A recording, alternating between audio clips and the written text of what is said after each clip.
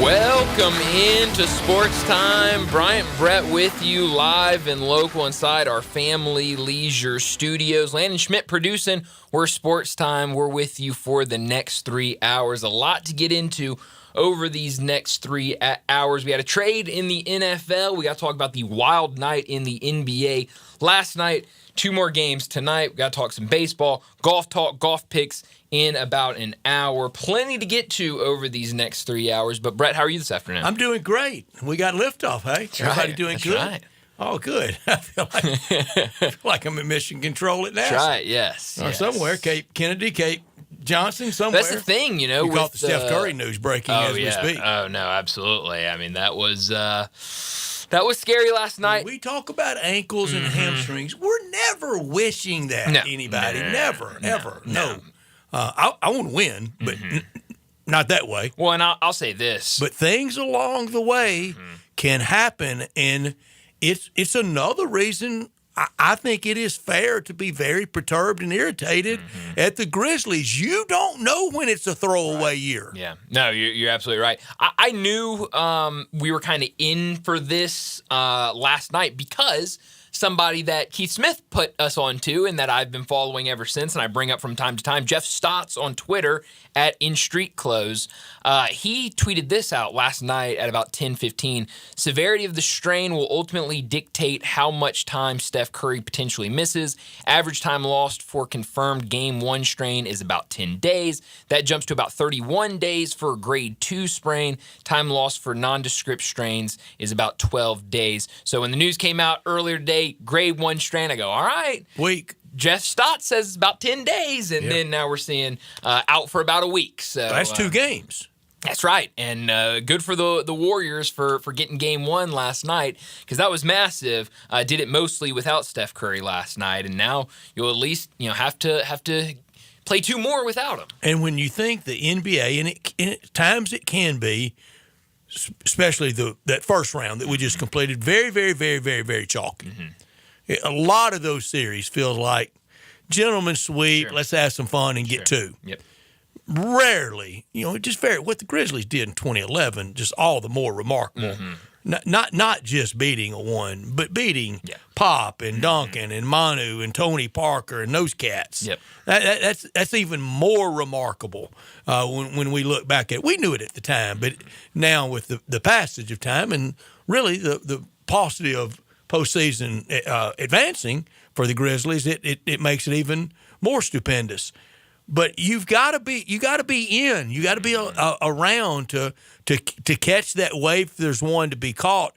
And for these second round games to all start with the road team underdog in the series in those games, all to win, and for Indiana to make it too, is nobody had that scripted. Nobody out there can. Somebody could have claimed I saw 1 of these coming. Maybe 2. All 4, not a chance. Not a chance. And so, yeah, I mean, it's been thrilling. I was reading something earlier today. I don't remember who wrote it, but they were talking about how, most years, especially in the first, second round, you'll be watching sports on television. You'll see all these ads of, NBA playoffs, much watch, all the action. You got to be, tune in for the entire game. And most time, first, second round, you're like, okay, not all these games background noise to a lot of people. are must not to watch. Us. But this round, to start off, these last couple of nights, you have been in your seat for every second because they've been incredible. It's going to be hard for the Western Eastern Conference Finals and the NBA Finals to match this. Right. Yeah, I mean that could be a problem down the road because these have been so good, and it just continues. And I truly, with every ounce of my being, when we talk about league offices in Park Avenue, and I think they all are at Park Avenue, what do they prefer?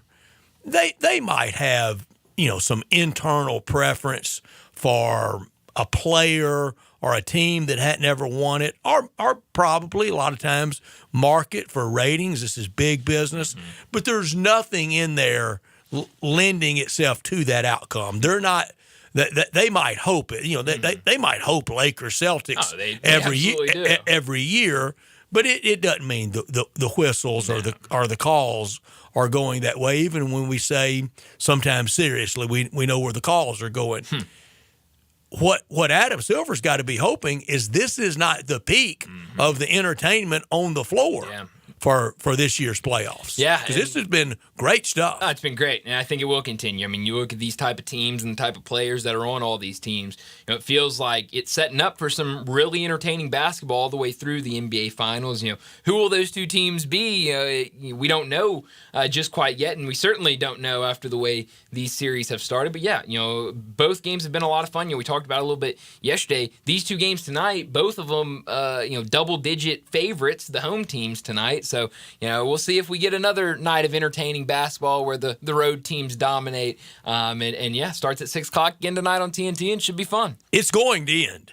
It's going to end, and I think it probably ends tonight. Yeah, but I don't know about Vegas. Sure thinks it ends. They certainly both do. stops tonight. They think blowouts for both these games, but hopefully not. Hopefully we see a lot of the same because it has certainly been a lot of fun. I mean, you look and see what Halliburton is doing right now, the most voted most overrated player in the league, and he took that personally. I mean, that really upset him, and he is making a point. Any opportunity he has in front of a microphone, he brings up the fact that he was voted the most overrated player in the NBA, but he's been fantastic. That game last night, just incredible what the Pacers were able to do, and like you said, hopefully we see more of it tonight. You got to be in it to create that kind of last-minute dramatics, and then an injury, how it can really change things. Sure. It looked like Cleveland with all those injuries last night. We talked about you better have bet Indiana plus 5.5. Well, you needed all that most of the night. Yeah, well, that's the thing. I bet it, and so I was sitting there. All I was hoping is that Indiana would cover the 5.5 late in the game. Down 7 with a minute left. It was more than that, with about a minute and a half, 2 minutes left in the game. So I'm sitting there just hoping that they can cover the spread. Had no idea that they would go out there and steal the game and win it. You look at what Donovan Mitchell was able to do with 48 points in that game last night and 9 assists. So, doing a little bit of everything. They needed all of that from Donovan Mitchell, and now you hope that you can get a little bit healthy. I know Darius Garland, before the series started, there was a lot of hope that missed game 1, hopefully back for game 2. So, the hope is that he can get back, in the next game, maybe game 4, and then maybe you're a little better. But, I mean, Pacers in complete control right now. But what we're really here for, and I think from here on, dedicate the rest of the show today to, are you ready to declare? Okay. The Cardinals back. Oh, man. 5 straight. 5 straight. I love it. I mean, they're back. I called it, what was it, Monday? I said the Cardinals are back. And nobody wanted to believe me. And now 5 straight wins. I mean, look out. Got Paul Skeens last night. Feels like the Cardinals, the only team that consistently already beats Paul posted Skeens. that W today? Yeah, I mean, already, yeah, exactly. Shutout today, so... Yeah, you're feeling good if you're a Cardinals fan. Anyway, we can play the Pirates every day at home. That would be great. That'd be great. I had a buddy that texted me during... I would never say another bad thing about a man named Fred again. If Rob Manfred could pull that off. Yeah, just every day against the Pirates. I had a buddy that texted me today during that game, and he goes, "Do we think the Cardinals are good?" And again, no, we do not. I think they're winning games right now somehow. Collectively, we do not. I do not think they're a very good team. But hey, wins are wins, and now you look up, second in the division, and 5 in a row. You're counting the division. Look, get it how you can, right? I don't know. 19 up, 19 down. You know what all of this talk sounds like? The Cub fans most of my life.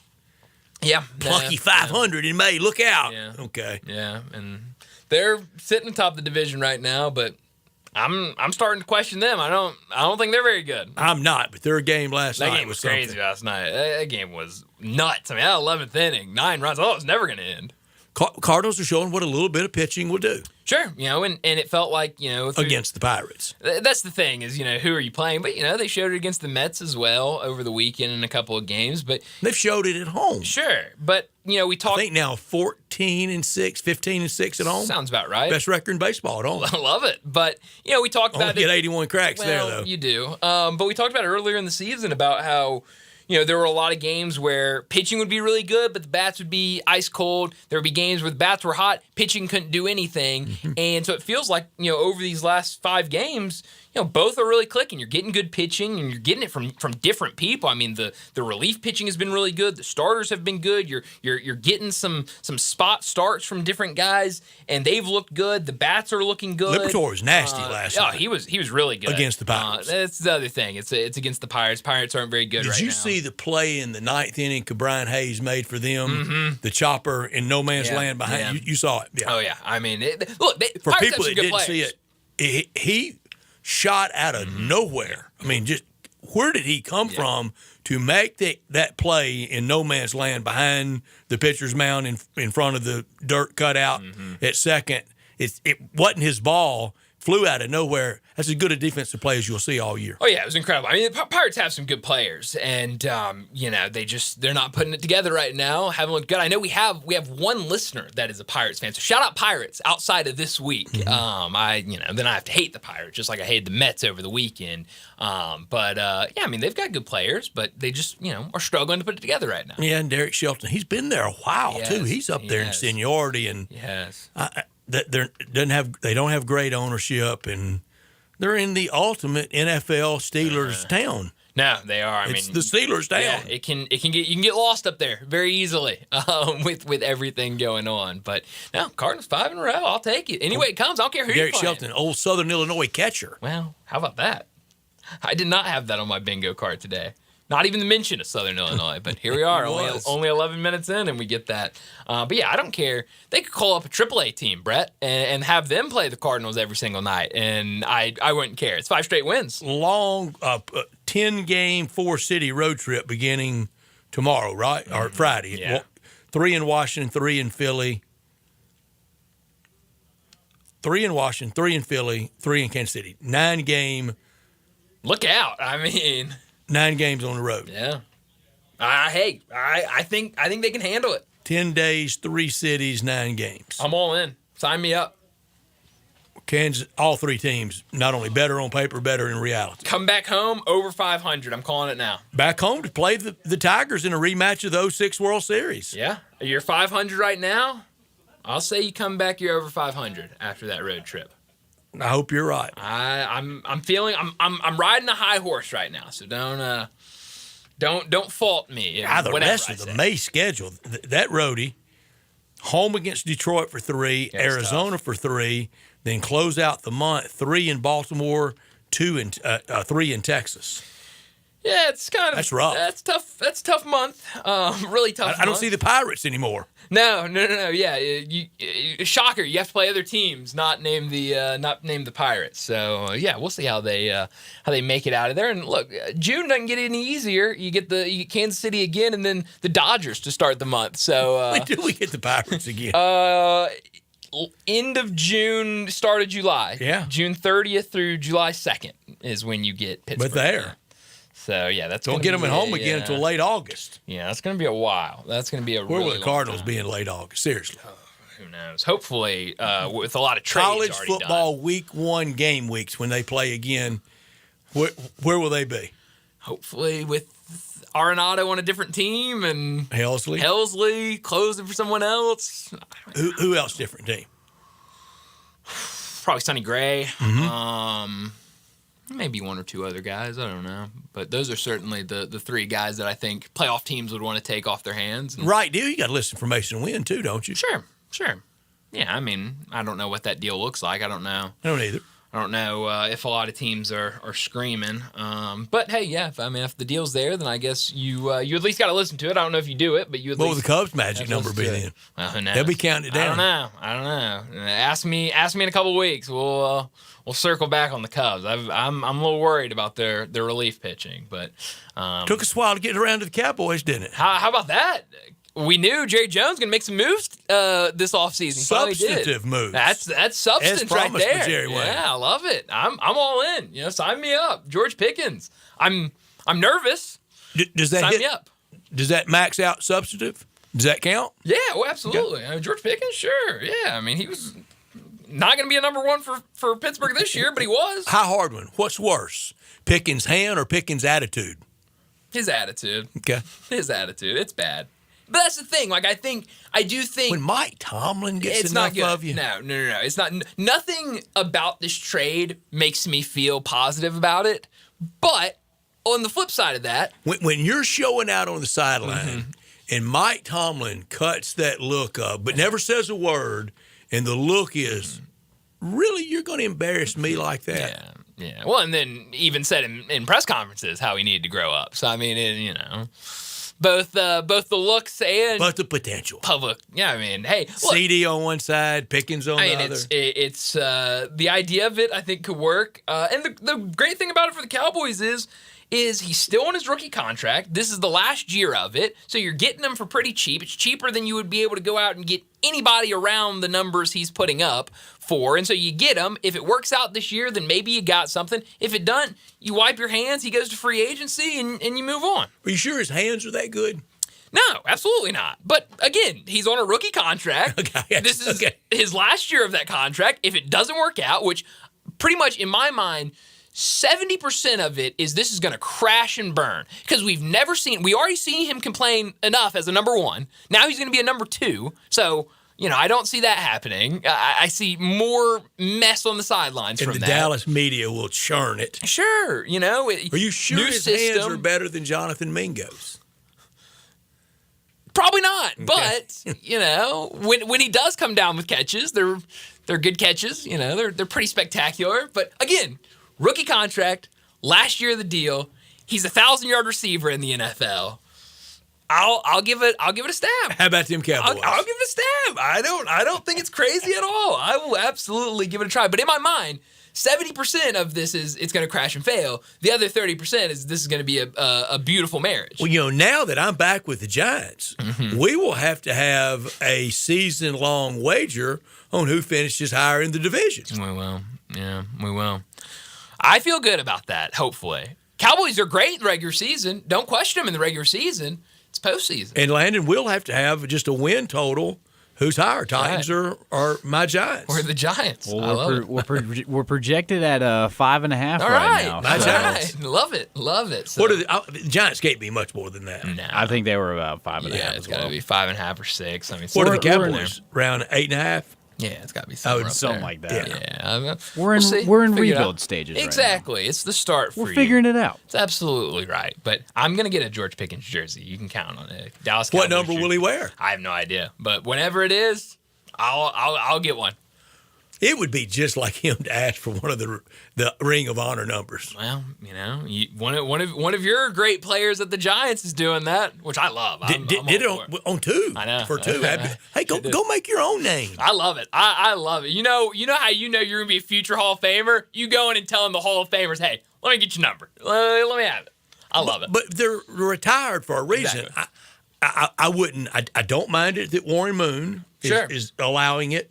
Yeah, He he gave Yeah, that that was one. completely different. I He don't never think Cam. asked. Yeah, I think Cam I don't- initiated it. Yeah, Who? Warren Moon? Or? Yeah. Yeah, exactly. yeah. I That's don't the think difference Cam in asked this. for it at all. Yeah. It was just given. Warren Moon was like, yeah, you've worn number one. I'll give you one. That's completely. I've seen some people compare this to the Warren Moon. There's nothing similar to Warren Moon because Warren Moon just gave There's it. no bad blood there. But Carter asked for LT. That's right. Said no. LT flatly said no. Then Something asked for about that. Phil Simms. Yeah.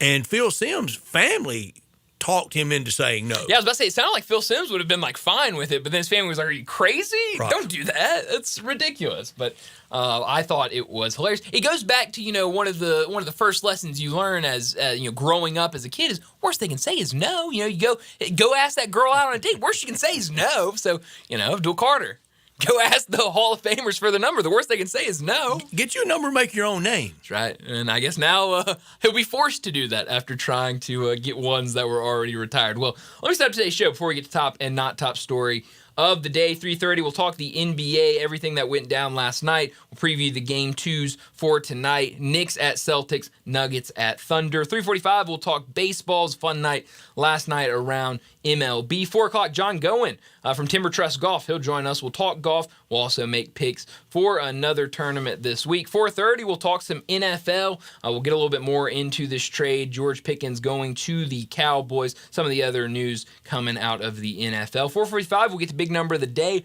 5 o'clock, Rob Fisher from Grizzlies FanDuel Network. He'll join us. We'll talk NBA with him. We'll get his thoughts on Islo being named the permanent head coach. We'll also talk everything going on in the NBA playoffs. 5:30, we'll get to what's trending, and at 5:45, wrap up today's show like we always do with Crunch Time. Let me remind you, we're in our Family Leisure studios where family and fun come together. It's pool time, and Family Leisure is already booking pool installs for 2025. Buy now and get on the list for your pool installation. 2024 pool starting at $19.99 installed, and liner starting at $299. All pool accessories, they're up to 20% off. Don't forget about the hot tubs. 5 to 6-person hot tubs starting at $69.99, and swim spas and cold plunge tubs now $2,000 off. Patio furniture select sets now up to 50% off, and if you mention this ad, get free installation only at Family Leisure, 2120 Witten Road, just north of I-40. He's Bryant. I'm Brett. We're produced by Landon Schmidt, and we are Sportstime, and we're with you until 6 o'clock. We want you to be a part of our show by texting or calling the Sissy's Log Cabin text and talk line at 901-360-8255. All our guests will appear on the Sissy's Log Cabin guest line at 901-360-8255. Always from our Family Leisure studio. In this hour brought to you every day by Lexus of Memphis at 2600 Ridgeway and online at lexusofmemphis.com. Great offers on all 2025 models and always special leasing options. Drive in luxury and confidence knowing that every new Lexus comes with complimentary first and second maintenance services. Call them at 901-334-9673, but they invite you to stop by the only Lexus dealership in Memphis at 2600 Ridgeway and put yourself in the driver's seat of the all-new 2025 flagship LS500, and you'll be looking and you'll be driving in style. When you purchase a Lexus, you get top-of-the-line engineering and design, and they make for the safe luxury driving experience. Online at lexusofmemphis.com. Experience amazing at Lexus of Memphis. Top story of the day. Well, my top story of the day, it's the 2 playoff games from last night in the NBA. It started with Pacers-Cavaliers. We knew the Cavs down 3 guys, but they went out there and Donovan Mitchell put on a show. 48 points, 9 assists, 5 rebounds, 4 steals, put the team on his back. Max Strus knocked down some big shots. He added 23 points in the starting lineup. Jared Allen with 22. Got a little bit off the bench, but not a ton. They led by as many as 20 in the third quarter, but slowly but surely, here come the Indiana Pacers chipping along, got it down to single digits, and then they made their jump down 7. It feels like Groundhog's Day. We've talked about the Indiana Pacers being down 7 with less than a minute left in the game, and here comes Tyrese Halliburton. A just incredible finish for him. Knocks down the game winner to win the game and make it 2-0 for Indiana. But this really was a full team effort. Tyrese Halliburton only had 19 points. Miles Turner had 23. Aaron Naismith had 23 points. Andrew Nembhard had 13 as a starter off the bench.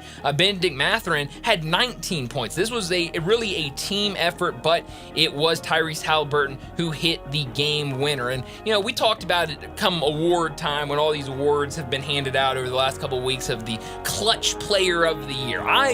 I don't want that as a regular season award. I don't care about it. Nobody cares about being a clutch player in the regular season. I think that should be a postseason award. Let's do it for who is the clutch player in the playoffs. This year, it was Brunson who won it for the regular season. He probably would have still won it for the postseason. He's hit some daggers. He's been huge in clutch time in the playoffs. But I think having this kind of fun race between Tyrese Halliburton and Brunson of, who is the clutch player of the postseason, because nobody cares about that award. It's a made-up award, so maybe the playoffs would give it a little more. It's most congeniality. It really is. I mean, it is the worst award out there. Then game 2 last night, what the Warriors did, led with their defense, especially after Steph Curry went down with an injury. They get the 99-88 win. Held the Timberwolves to only 31 points in the first half. Really impressive showing from the Warriors. Or as Barrett Jones told us one time when he was at Bama, he won the I Like to Practice award, and he said he detested practice. Well, you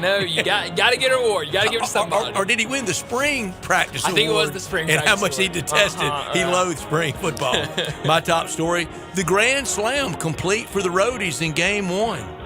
Indiana at Cleveland, Knickerbockers at Boston, Denver at Oklahoma City, and last night, the last dance time for Golden State, they did it in Minnesota. Indiana kept it going into Game 2. Tonight, both Boston and Oklahoma City, 10.5-point heavy favorites. That's a big line for Brooklyn running into Boston in December, much less at playoff time, and you're down 0-1 and you're that big a favorite.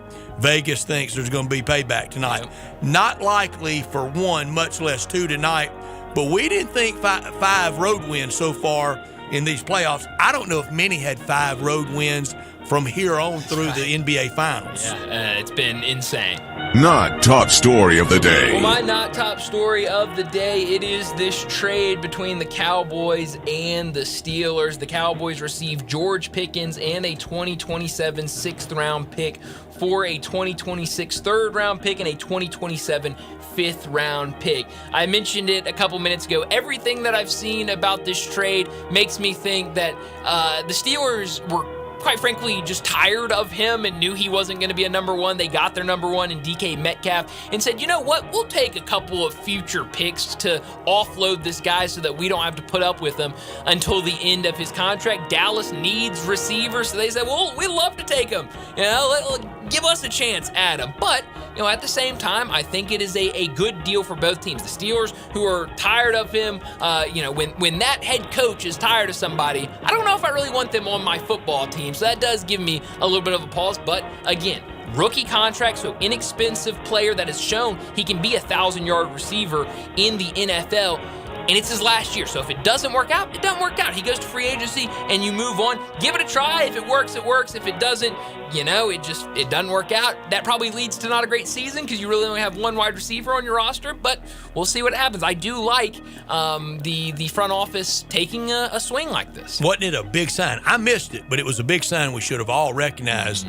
When Aaron Rodgers worked out with DK Metcalf. Oh, yeah. He didn't work out with Pickens. No. And then was gushing about DK Metcalf after that. Yeah. But no sign of George Pickens around. My not top story, every day does more to expose the lost year, the bungled operation this year of the Grizzlies. Take the contrast of Minnesota head coach Chris Finch last night post-game when it wasn't blasting him, but it was very direct at Anthony Edwards, the face of the franchise, one of the superstars, gold medal winner. Anthony Edwards, he called him out. Sure did. I'm not saying it hadn't been done in private with the Grizzlies, but we've never seen it at that level publicly at Ja the Magnificent. They handled Ja with absolute kid gloves, and in the playoffs, Finch is going in on his guy like this. Yeah. Well, that also might go back to the relationship him and Taylor Jenkins had. Sure could be. I think him and Finch have the relationship that allows them to do that. In 6 years, here's the games played for Anthony Edwards in the regular season. Geez. 72, 72, Wow. 79, 79, 79, 79. I'd take 2/3 of that. Ja, you got to get in there and stay in there. Yeah. Best ability is availability. How about that? And certainly, we're talking about last night, he wasn't great, but we're talking about a guy that, was on his way to being one of the faces of the league, and it's because he's out there every night doing this on a nightly basis. Those 72 years, I'd have to look. I didn't. But one of those years I know was COVID, and they didn't play 82. Yeah. And I think the next year was limited. Yeah. Probably, so those two 72s, those weren't 82-game seasons. That's even bigger in terms of. But we know the last 4, he's missed 12 games. That's right. Yeah. Ja misses 12 games a month. Yeah, it's impressive stuff, and that was interesting last night. Chris Finch calling his All-Star out, but that'll do it for top and not top story of the day. Let's go ahead and get to our first break. When we return, we're talking more NBA. We'll break down what happened last night, the 2 games tonight. That's next on Sportstime.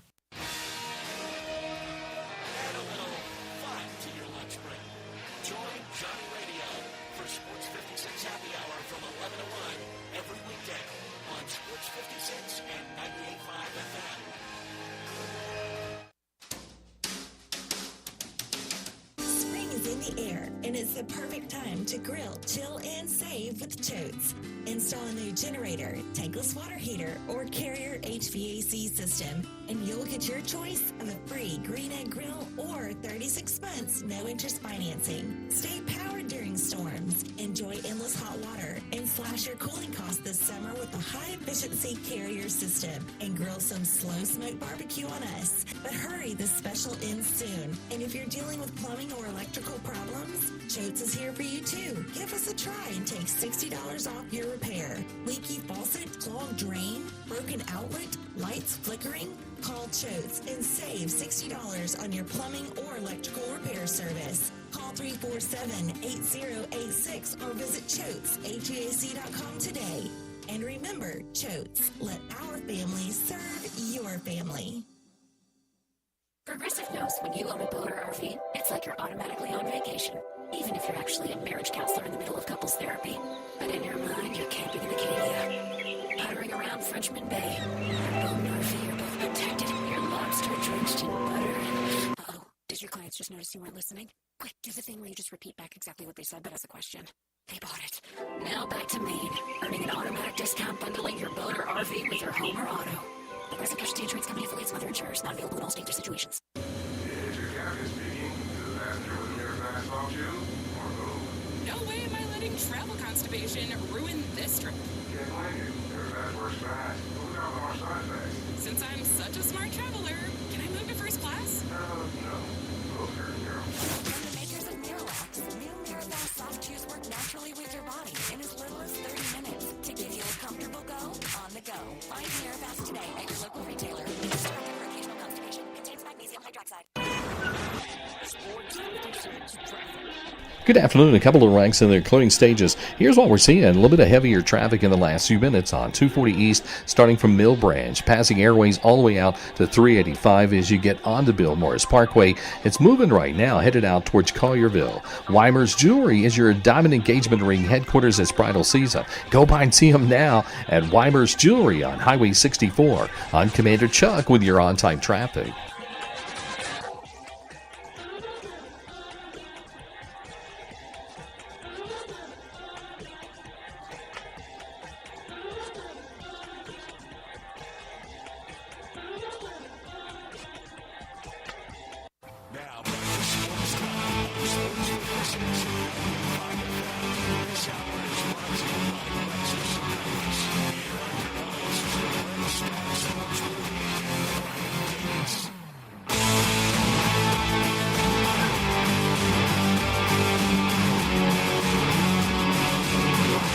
Well, last night was a ton of fun in the NBA. It's been like that ever since the second round started. Brett mentioned it earlier, but home teams 0-5 to start the second round. And that includes the Pacers going up 2-0 on the Cleveland Cavaliers. You know, I talked about it yesterday of, well, you know, the Cleveland and the Pacers have already played once. The only game that hasn't started was Warriors-Timberwolves. Wouldn't it be something if the Warriors got that win tonight? Not imagining until really we got that news really late yesterday afternoon about all the injuries that we could see 5-0 for the road teams to start the second round. You couldn't have bet a 5-teamer because you wouldn't have known the next point spread. But you could have bet a 4-team money line parlay. Oh, man. What would that pay? Would have been great.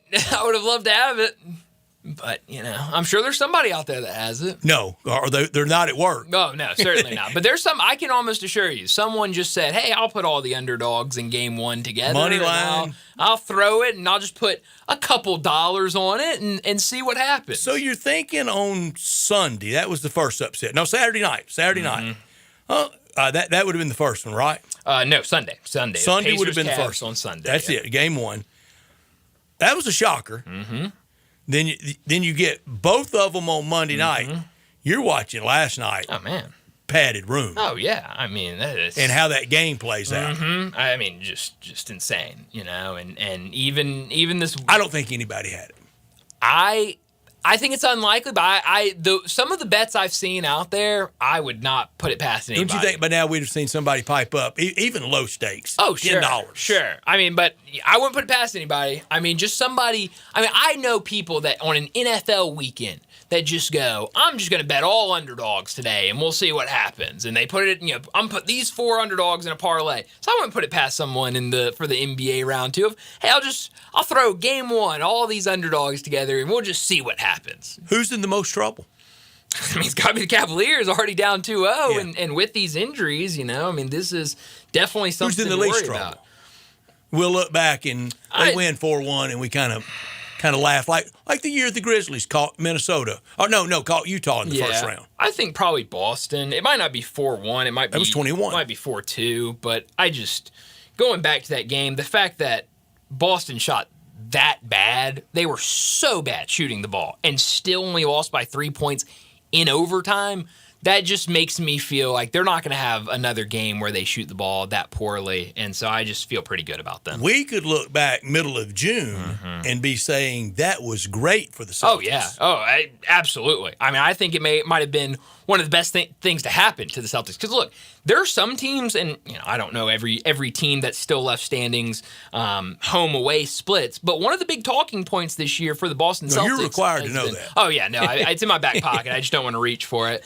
But, a big talking point this year for Boston has been how good they are on the road compared to what they do at home, how it's kind of almost split or flip-flop, that, their road record should be their home record should be their road record. So, I don't think this Boston team is scared to go and play anybody on the road. And so if this was, the Knicks had done that tonight, or if they had done it in game 3 at home, then okay. But doing it game 1 where Boston looks up and goes, holy cow, we're down 0-1. We can't lose right now. We got to lock in, and we've got game 2 at home.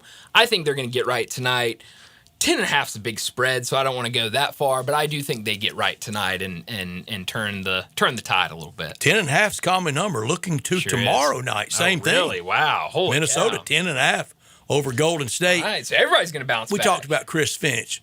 Inbounds, out of bounds to do what he did. I think inbounds. At his superstar. That's gold medal winning player. I'm going to send an email tomorrow. All the reference sites, football, basketball, baseball, even hockey, they're all operated by the same people. Yeah.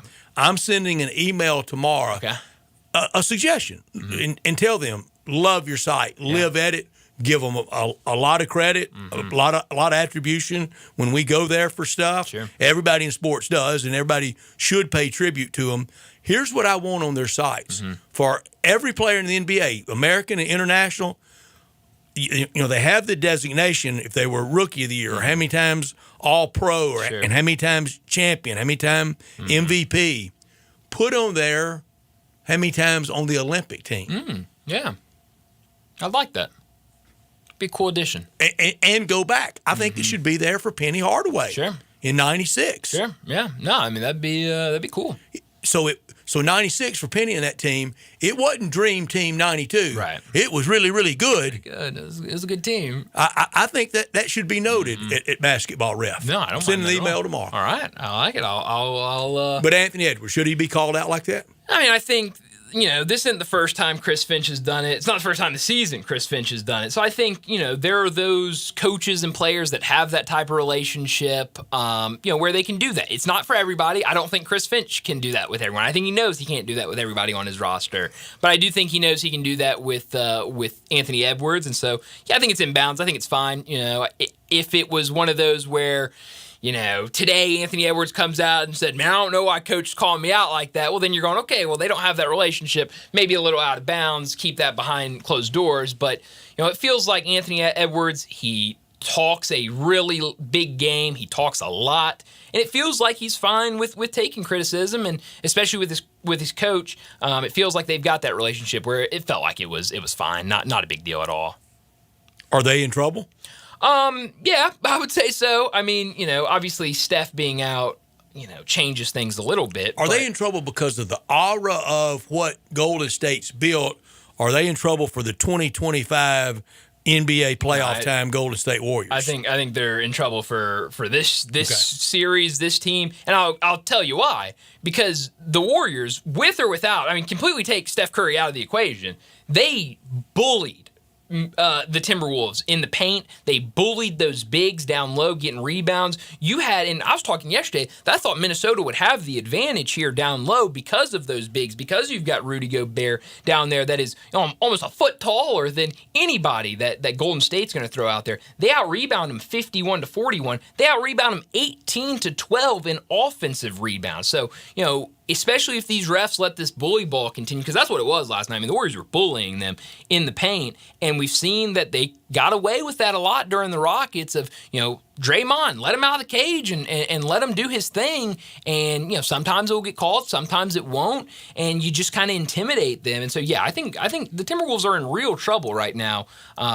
Steph Curry being out could certainly change things, but this is a really good Warriors team. You've looked at what they do defensively. They're the 5th best defense since acquiring Jimmy Butler at the trade deadline. I think Timberwolves in real trouble. Minnesota sweating the Golden State series more than Oklahoma City sweating being down 1-0? I think so. Yeah, I think, that I hope that's a good series. I hope, it's closer than the 10.5 games or 10.5 points that Vegas is saying right now. But Oklahoma's so deep. I just feel like, they had that game the other night and are probably kicking themselves that they lost it. So, I think Minnesota's in a lot more trouble and should be a lot more worried than OKC. There's point spreads and then there's money line. Oh, yeah. 10.5 tonight, New York, plus 425. Holy cow. Denver, plus 360. Wow. Okay. All right. But both point spreads the same. Mm-hmm. Yeah, that's interesting. It really is. And, that kind of shows you that when you got Jokic on the floor, you got a chance. And so, that I think is the sole reason why Denver doesn't have a bigger money line, just because, Jokic is out there. You can win any game, regular season, postseason, against any team. And, so, I'm not putting it – I don't know. I wouldn't bet either of these games tonight as a 10.5 point favorite. Because we've already seen 5 straight games go to the underdog straight up.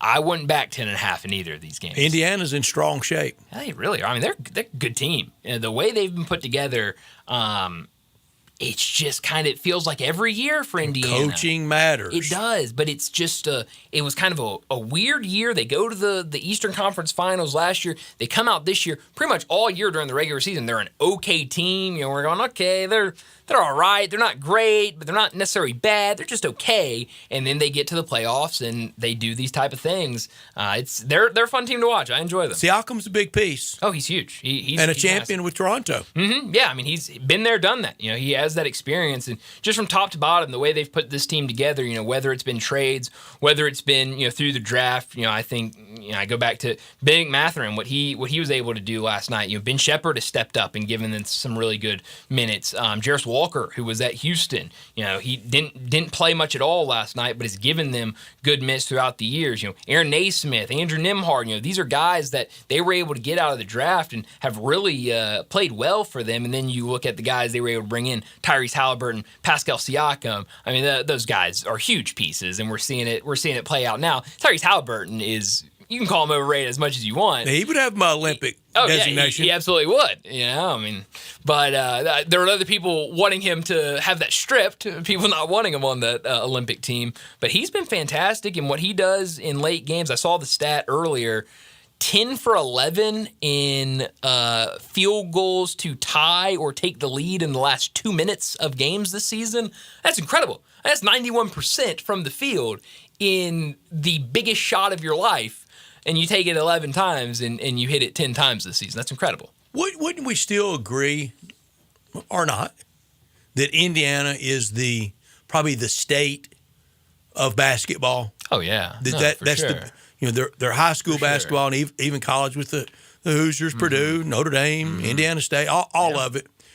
And there was a time where in Indianapolis, especially after the move, at first when the Colts moved there, the Pacers were way ahead. Yeah. You know who was responsible for it becoming football town? Who's that? Number 18. Oh, yeah. Peyton Manning. Absolutely. Yeah, you got that type of quarterback back there making those type of plays. And a little bit of like the rest of the country. Sure. It became football. Yeah, well, I guess easy to do. Big track and field place that Sure. forever, that was their first big initiative in trying to get the Colts and build the dome and get the Colts to move there. They had a mayor that went out and recruited the Olympic Festival and tryouts there. Oh, wow. And that's how Mike Conley and his family eventually ended up there. Oh, how about that? To train in Indianapolis. Wow, I did not know that, but hey, makes sense. I wanted to bring this up before we got to a break. One of my buddies sent me this earlier today. This is a tweet from 2022. I guess it started circulating. I don't think my friend went all the way back to this person's Twitter in 2022, but this is from NBA Hoop Central. Sacramento has considered packaging Buddy Hield, Tyrese Halliburton, Harrison Barnes, and 2 first-round picks to send to the 76ers to get back Ben Simmons, Tobias Harris, and Matisse Thybulle. However, the sources said the Sixers aren't interested in that package. That's tough. That is tough. And we're seeing right now, Buddy Hield playing great for the Warriors, Tyrese Halliburton playing incredible. The best deal you make is the deal you don't make. Exactly. And so I thought that was hilarious when I saw that. Didn't want to give up Ben Simmons and Matisse Thybulle. I mean, what are those two guys doing right now? And what's Philadelphia got to show for it? Nothing. Absolutely nothing. But 2 games tonight should be good. First one, 6 o'clock on TNT. Knicks at Celtics. We know Knicks with a 1-0 lead. And then Nuggets at Thunder, 8:30 on TNT. Both should be a lot of fun tonight. And we'll see. What does Vegas know? Both 10.5-point favorites. What's Vegas know? Tonight. Well, I think they know a lot, but we'll see how much they know tonight. Let's get to another break. When we return, we'll talk some baseball. That's next on Sports Time. Join the voice of the Tigers, Dave Woloshin, for Wolo and Friends. Weekday mornings from 10 to 11, here on Sports 56 and 98.5 FM. Everyone needs protection, whether you're on the field or on the road, so make sure you have the best. Bob Simpson State Farm Insurance can buckle you up with auto insurance, can back you up with life and health insurance, cover your business whether it's starting, growing, or maturing, and don't forget to insure your home, no matter if you're an owner or a renter. Like a good neighbor, State Farm is there. Call Bob Simpson today at 901-381-1233 or go online and get a free quote at bobsimpson.org. Stay protected with your good neighbor, Bob Simpson.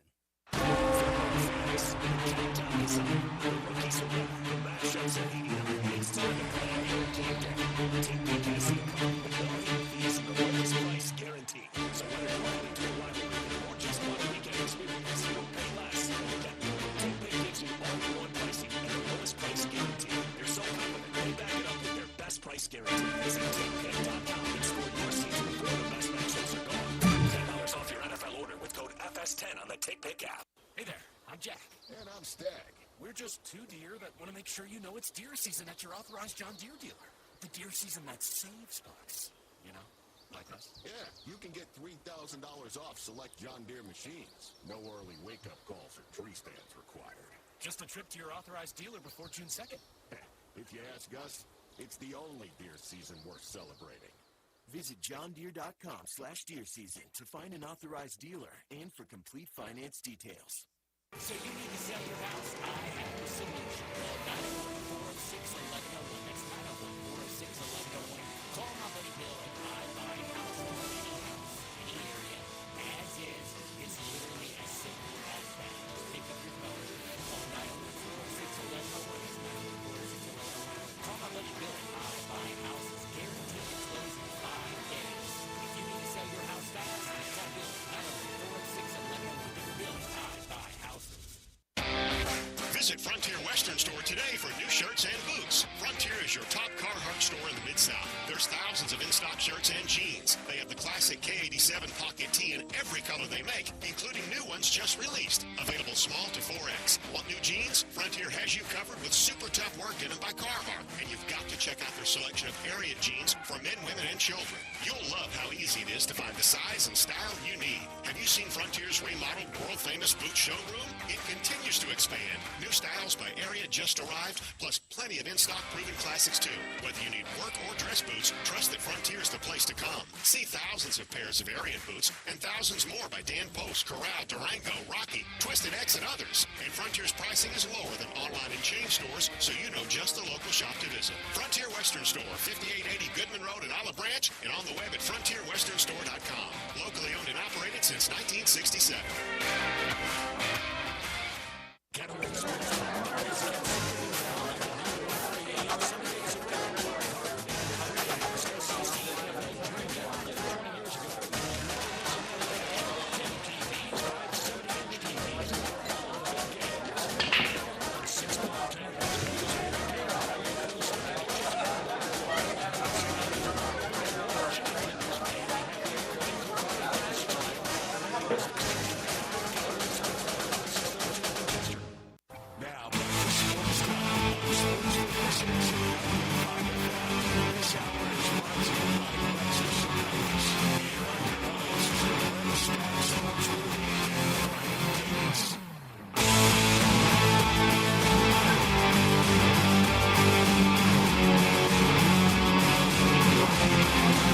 Welcome back into Sports Time. Bryant Brett with you live and local inside our Family Leisure Studios. Got to talk some baseball last night. A lot of fun. Unless you were a Chicago Cub fan, 9 runs for the Giants in the 11th inning yesterday at Wrigley. The most runs ever allowed in any extra inning in Wrigley Field history. Most runs in an extra inning by the Giants since at least 1901.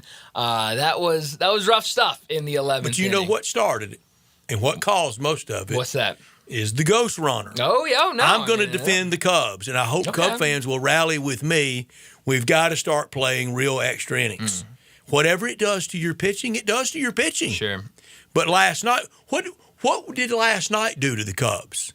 What, instead of maybe just having a pitching staff wrecked over going and who's to say last night, if it had been real old-fashioned, the way you should play extra innings, that it wouldn't have been wrapped up in the bottom of the 10th with the Cubs winning? Yeah, I mean, that's a great question. The damage was done in the 11th, wasn't it? Oh, yeah, no, it was all in the 11th. Yeah, it was all in the 11th. But starting that runner out there,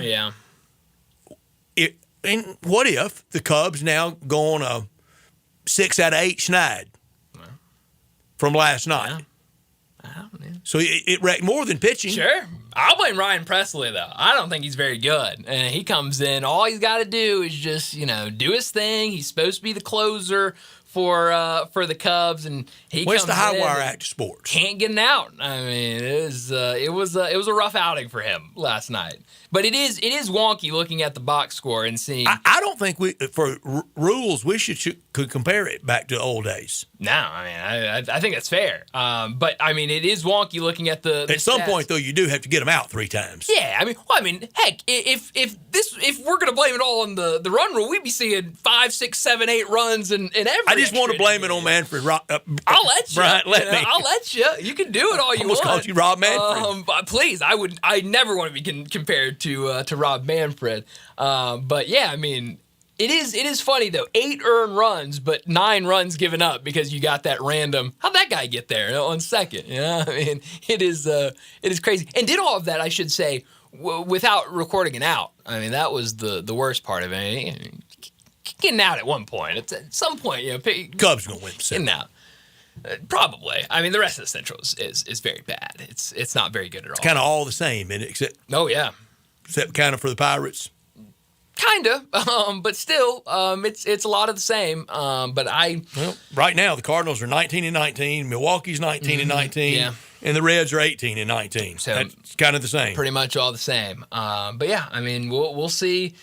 What, if anything, I hope this completely derails the Cubs for the next 3 or 4 days to a week. I mean, that'd be great. I would love that. Right now, they're losing again to San Francisco, top of the 9th inning, down 3-1. So who knows? Maybe back-to-back losses. Here come the Cardinals. Look out, Brett. We got something working in May. May 7th, and we got something working, I guess. High water mark of the year to get back to 500. Oh, man, it was a struggle. But, Landon, it's tough being Cardinal fans. You can tell it, can't you? Oh, yeah. No, you got. Well, right now it's tough to be a Mets fan. We're not. You're still lucky being a Mets fan. Let me check the standings. Well, we are.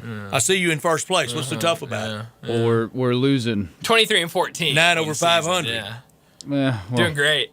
So tough being a Mets fan. Oh, right now, agony. Well, right now it feels like we're on a little bit of a downward trajectory. Yeah. Long the season. game. That's baseball. It is, and there's going to be ups and downs. So right now, I feel like we're hitting a little valley. Did we ever decide that's whatever sport? The biggest, that's golf. No, or it's either golf or baseball. It could be golf. That's a good. That's golf. a good question. Yeah, it could that's be golf. It could be either. Honestly, there's so many times. That's baseball. Yeah. That's. Oh, I hate it when that's somebody would golf. tell me that too.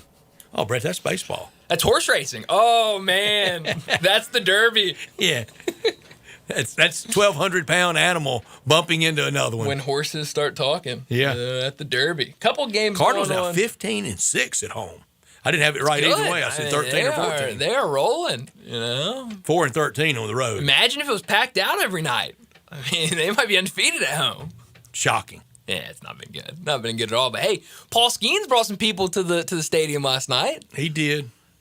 He's Cardinals good. another win over him. I mean, he can't pick the Cardinals. Seems like his kryptonite. Where I saw in the Cardinal game notes, same high school as Arenado. Really? Is that right for them? I think I saw that. Could be. I don't know that, but look at the Central compared to the West. Oh, I mean, nationally, I mean, please. I mean, it's not a good division at all. I mean, we're kind of thinking the Dodgers are not going along real well. They're playing 667 baseball. Exactly, yeah. And then we got Landon over here complaining about, Yeah. 0-0, bottom of the fifth at the D-backs. Yeah. I love it. I love that he's Kodai Senga pitching, though. I Dude's do got a love that nasty you've pitch. gotten. He does. I do love that you've gotten so into the Mets. That I do too. You're living I do and too. dying I by do too. game to game. I've That's great. never been this involved in baseball. That's great. And I even played it when I was a kid. I love so it. It's amazing. awesome. You guys have converted me. You're welcome. That's all. I gotta Day-to-day say. baseball fans are real fans. Man, Oh, it's a grind, that's for sure. It sure is. We got to wrap up this first hour. When we come back, we're talking golf. John Goen from Timber Trust. He joins us next.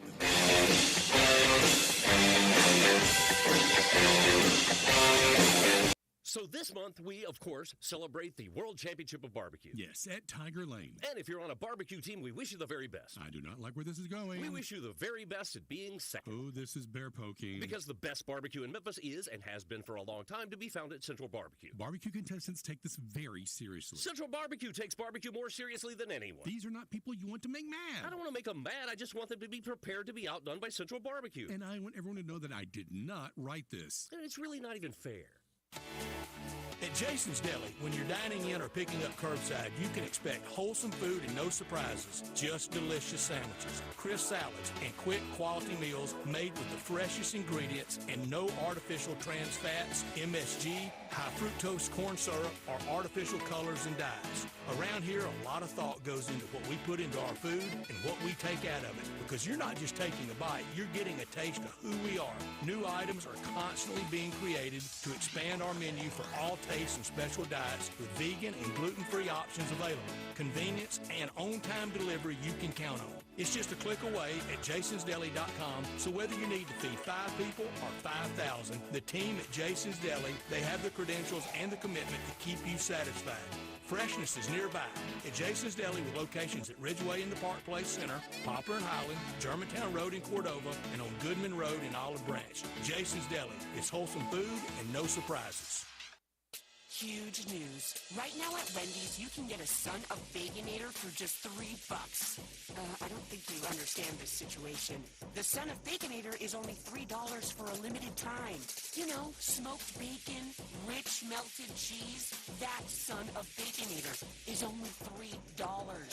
Thank you to whoever wished upon that star. For bacon that just won't quit, gotta be Wendy's. U.S. price and participation may vary. Prices may be higher in Alaska and Hawaii, not valid on a combo or on third-party delivery platform. Nestled in the heart of East Memphis, located corner of Park and Cherry, is a beautiful residential neighborhood. I'm here at Town Village Audubon Park interviewing a new resident, Carolyn. Share with us why you chose Town Village. Well, if your parents or special friends need to make that big move, let me share with you my experience. It was tough for me to leave home, but then I discovered Town Village. I would like to highly recommend Town Village to you and your loved ones. After looking at all the amenities and meeting all the people and staff, I was hooked. From restaurant, bistro, 3 meals per day, housekeeping, transportation, security, health care, physical therapy, exercise room, and even a heated pool and spa. Come see us and make your new home in Town Village. Visit us and call Daniel at Town Village Audubon Park at 901-374-7342. There's no place like home, Town Village. Sports 56 traffic. Good afternoon. Sam Cooper has gotten a little bit heavier in the last 15, 20 minutes going outbound, passing Perkins. It's not going to be long before it gets heavier over here on 40 East. This is what we're looking at live over here at Hollywood. Still moving right now all the way over to White Station. A little bit of radar within the last hour, not only out in Fayette County on I-40, but south of Memphis, 55 down through certain parts of DeSoto County. Weimer's Jewelry, your diamond engagement ring headquarters. Go by and see them now at 7525 Highway 64. I'm Commander Chuck with your on-time traffic.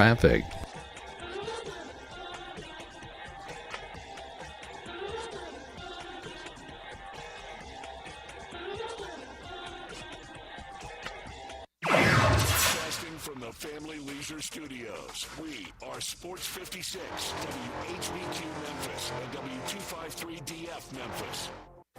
The Sportstime on Sports 56 and 95 FM. Once again, our records are Ryan Davis.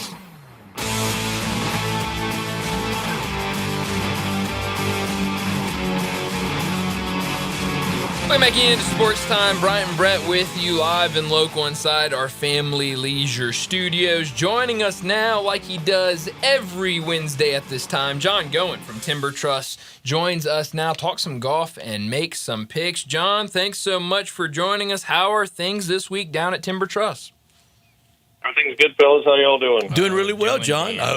I can't wait until next week, and we're getting around to the second major of the year, and it's really kind of being the contrast and the setup for it is great with Scotty versus Rory, but this is a great field at a tournament at a course a little foreign to all of us this week, and I think I know why the tour did it. If they have any other event other than an elevated event this week, they have less of a field than they had last week at Craig Ranch. Oh yeah, no, absolutely. And you wonder why in the world, you feel bad. And I think we talk about this almost every single year when this happens, but you feel bad for what the Byron Nelson event has turned into. With everything, just because it's just unfortunate that you take a fairly prestigious event like that and it kind of has turned into such an afterthought. Even the title of it, he's an afterthought. CJ Cup, Byron Nelson. Mm-hmm. Right, exactly. So, but yeah, no, I mean, this week you got to kind of. You definitely take the guesswork out of, am I taking this week off or am I playing the week before a major? Well, Scotty's off. Sure is. No, well, I mean, Scotty can take a week off. Scotty's off. McElroy's playing. Yeah. Well, you get your one bounce of a signature event, right? Mm-hmm. Still, I think nowadays. So, I mean, this is probably Scotty's. But, I mean, look, I don't even know whether you can call last week a win for Scotty Scheffler. I mean, it still counts at the end of the day, but when you're playing against basically everybody who's been on the Korn Ferry Tour, then, it was kind of a yawner from a tour perspective, I think. Was it a win inside his camp for Jordan Spieth? Hard to say. I mean, could be. Jordan's kind of had his challenges, and we talked about that last week. I mean, it's just going to be interesting to kind of see how he can bounce from it. This week, to your point, kind of is what it is, and then you kind of look the next week at Quail, and you've got guys that have played well at Quail during the regular event there, and so it'll be interesting. Justin Thomas next week, who typically has played well at Quail, and of course Rory and everything else, but. It's kind of an odd little way of putting, an event that you can obviously win a substantial amount of money with a signature event the week before a major. But the tour's got to do it, or else, to your point, you would have, you'd have a fall series event, Vegas, type field, something like that. Going into the major the following week. Like one of these alternate site tournaments that we're not even picking this year. Well, after we missed the first one, it's kind of hard to. Right. I say we bring him back. I need all the money I can get. Sometimes finding the money on them gets a little sketchy on Sunday night. So I didn't mean to miss the first one. We just did. We talk about Byron Nelson and John. We remember how big he was in that tournament that it once was, especially at Las Colinas. Do you fear, I know his name's not on it, but someday at the Memorial, and his name is on it at Bay Hill at Arnold Palmer, do you think one of those two, with a lot of time, that they could kind of go away a little bit? Hasn't Palmer already kind of been through that? And then I didn't want to say it, but is Palmer not a signature event now, or is it not? I can't remember. I don't remember. But, Palmer's clearly been through that episode already. And it didn't even take that long. I think after, the year after Arnold passed away, the Arnold Palmer Invitational was not a very good event. I think guys have definitely started playing it a little bit more. I don't know whether that's just pressure from the tour to go back to Bay Hill. But obviously Miss Bryson being there to be able to drive it over the water on the par 5. But, I think Memorial is, going to be rather interesting. But we've talked about that. How many events on the tour over the years have we, had the folks kind of, pass away or move on? And, the Bob Hope in Palm Springs. A little bit the Riviera spot. Yeah, the LA Open. Riviera's definitely kind of turned into a bit of an afterthought. I even completely forget that Riviera happened this year. Mm-hmm. Well, and it didn't happen at Riviera. It didn't because you had 2 weeks at Torrey because of the fires, fires and everything. But still, even with Tiger trying to be involved, that out too at that time. That some of those are either right in the middle or right after football, and we still have our heavy football brain on. Yeah, no, absolutely. So, and it's so funny because the tour, wants to end before football season starts, but now, you've got the West Coast swing that's happening still during football season because football has extended itself so much. Yeah. And will extend more at one point when we get to 18 games and Super Bowl Sunday is the night before the February President's Day national holiday, it's going to extend even more. Football could almost extend to right before March Madness and still be okay. Because, heck, let's face it, nobody pays attention to college basketball until March Madness starts anyhow. We do here, but across the country, it has become very niche. It has. Almost as nichey as week to week on the PGA Tour. Yeah. And John, all this, I think, sets up of how important and how lucky we are in Memphis to still have a glamorous event. No, absolutely. I think you're very fortunate, and I think we're also extremely fortunate that FedEx has kind of flexed their muscle a little bit to kind of get into the playoffs, or obviously we had the the World Golf Championship event. So should they go you know, ultimate flex and say have the Tour Championship here and not at East Lake? well, I mean, could you? Okay, I am not saying this. No, nor am I. Nor am I. We're just talking. We're not trying to put pressure on anybody. However, we do know that TPC Southwind is closed right now for renovations. Could it possibly be that the last little bit of this renovation piece is what they want to do to try to then flex Southwind into that spot? I think it's worth discussing, and if they are, I'm for it. Now I'm going to ask you a really pointed question. You have long being out there as pro, as general manager, knowing that building, is that clubhouse sufficient to host the Tour Championship? Because we know East Lake is. Honestly, from an inside baseball perspective, I've been to East Lake. I don't know what they do inside the clubhouse at East Lake. I mean, clearly you're not, you're not at TPC Sawgrass, from that vantage point, but again, I don't know what the tour does from that perspective. I mean, could it ultimately be converted, and they go in and figure some things out? Absolutely. Could they makeshift some stuff, and make it able to accommodate that? Sure, absolutely. I think the bigger question for Memphis golf fans in particular is, so we've gone from full field, 156 players in all the years of the FedEx St. Jude Classic. You flexed down during the World Golf Championship event to 70. And everybody liked that more because you liked the 156 because you had more golf.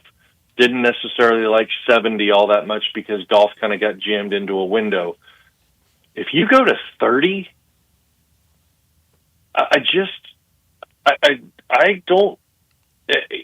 East Lake looks like a ghost town. Mm-hmm. It feels like one unless you're there on Sunday. So you bring that to Memphis and with 30 golfers, it's not a lot of meat on the bone, is it? Right. And one of the things that you hear either from vendors or whatever is just time to be able to recoup, your investment, for what you're paying to be there and everything else, so it's, I don't know, as much as, Southwind could do that and host, would it be great for Memphis? Possibly. You definitely, as much as it has turned into a bit more of a corporate event type feel, not hometown Memphis feel like the old days with Phil Cannon, it definitely swings a lot more that direction with it being a big event. But, I've said it basically from almost the time I started at Southwind.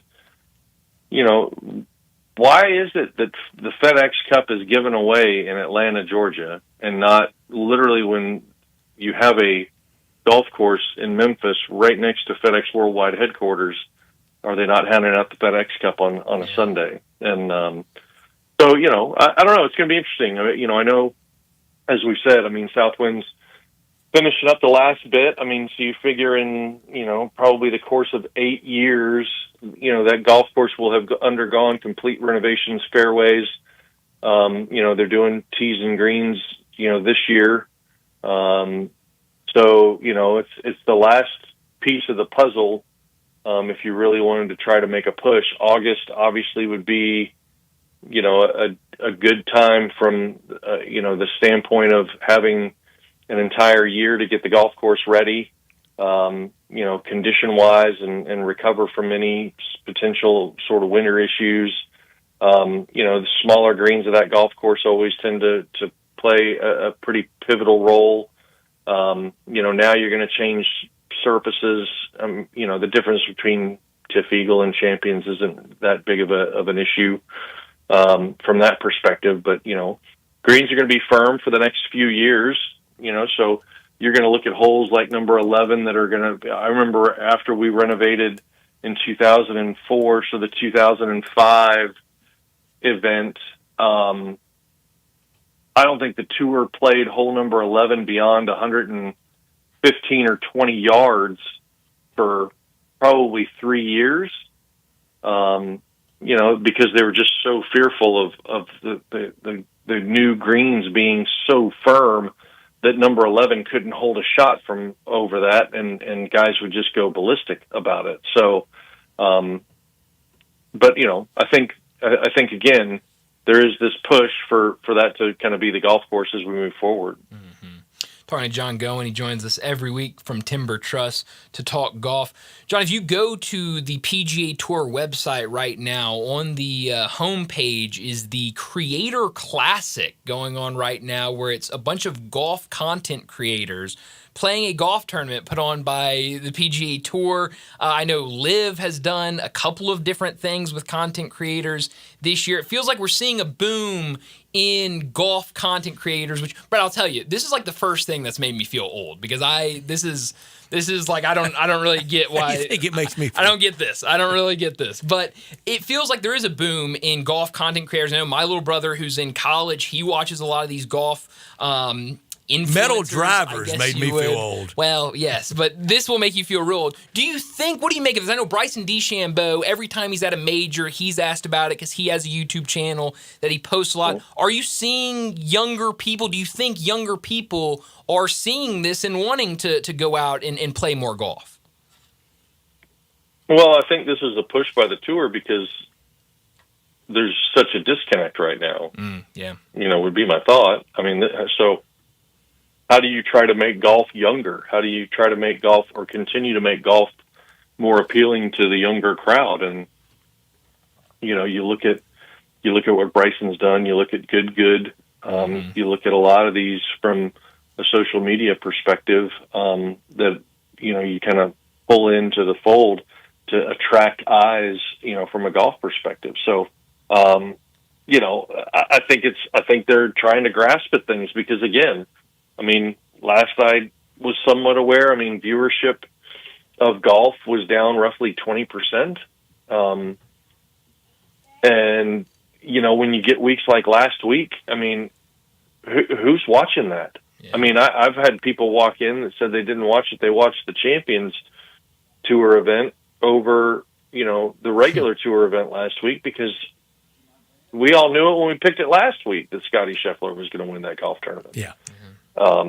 So, I think that this is, a move by the tour to try to shift the dynamic in the direction that viewership is going, and try to see what they can pull in and pull together. And clearly, as we've discussed too, with Bryson DeChambeau, Bryson has gone from absolute villain to absolute hero in the span of a 3 or 4 year period, because of how he has shown himself to be through social media. Man of the people, approachable. Absolutely. And, I think that, again, we're going to kind of see the direction in which this goes. But, I think there's clearly a reason that the tour is doing this. I think they're trying to definitely try to shift, but I think too, from what we see from a golf course perspective, I don't know whether you necessarily need a lot from, to try to push a youth movement. I still think that you see a substantial amount of newer golfers that are out there, in partially thanks to COVID, but they're staying engaged. They've kind of gotten bit by the bug, and nowadays, we continue to kind of see, for the most part, people remaining engaged in the game of golf as they have been introduced to it, and a lot of that are younger people. I was down playing at a golf course over the weekend, and they get obviously a lot of college students from different areas, and because they're close to a couple of different places, and he was just telling me that obviously one really, really close from an Oxford perspective is you can't. A lot of the kids can't get on the golf course down at Oxford, so they'll travel to his place, and because it's just extremely close, so they get a lot of that, and so he still sees a substantial amount of young people that are coming to his golf course, and we see the same thing. That they're engaged.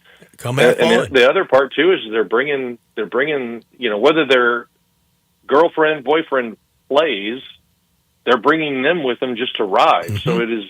So it's extremely social. A day out together. More social for them than it is for the common golfer. The common golfer doesn't want to get paired up with anybody. Yet nowadays, all these kids, they're bringing girlfriends, boyfriends, all this other stuff with them, and it's turned into a party. In there, John. I love it. Hey, there you go. John, have you ever played cricket in your life? Never played cricket. If you ever played cricket, would you go to the Philadelphia Cricket Club to play? Sounds like a good time. Look, up until, probably 2000 and maybe 7 or 8, Brett, I had never been above the Mason-Dixon line. So to go to Philadelphia, that pushes that envelope a little bit. And granted, I've been above it a couple of times now, but just to play cricket, I don't see me venturing above that Mason-Dixon line just to be able to do that. I've told you, not if, but when I win the Powerball and I build my dream golf club, I'm going to have a croquet lawn, and we all play croquet at it, not cricket.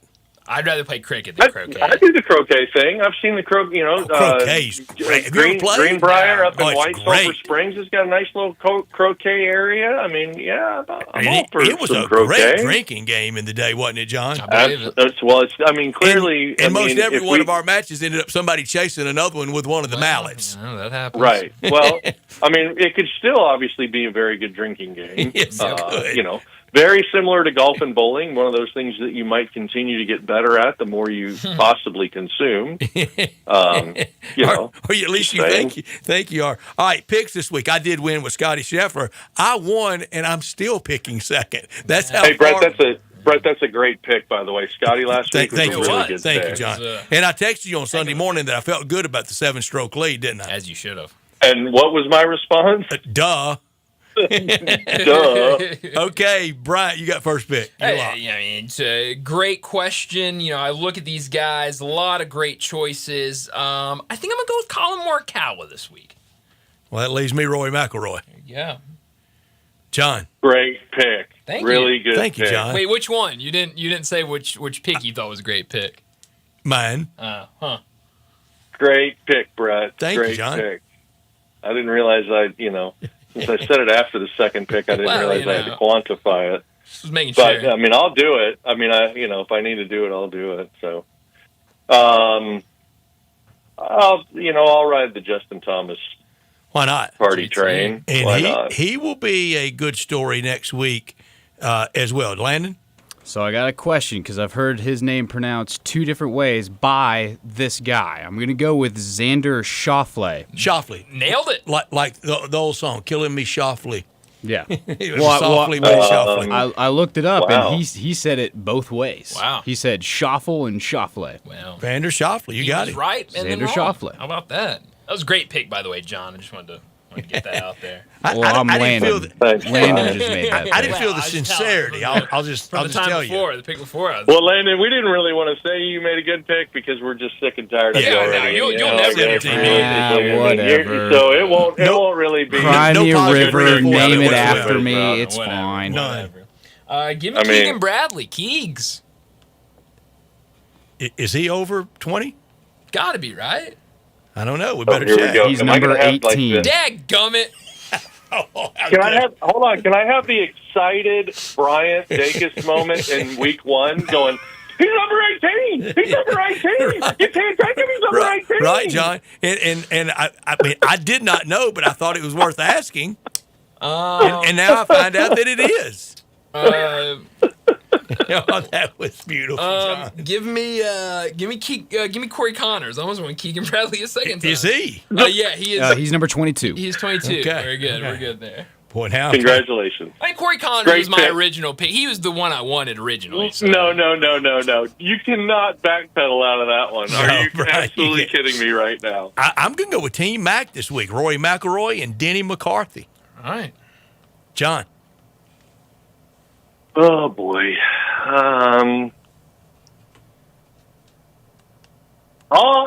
I rode with him, I think, at Augusta to my faint recollection. I will go with Akshay Bathita. Okay.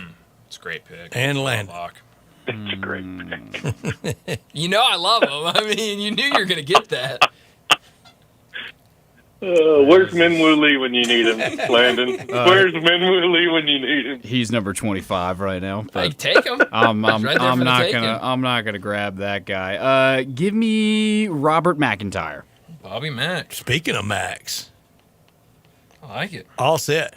I love it. John, before we let you go, tell us more about what y'all have got going at Timber Trust and where we can book a tea time.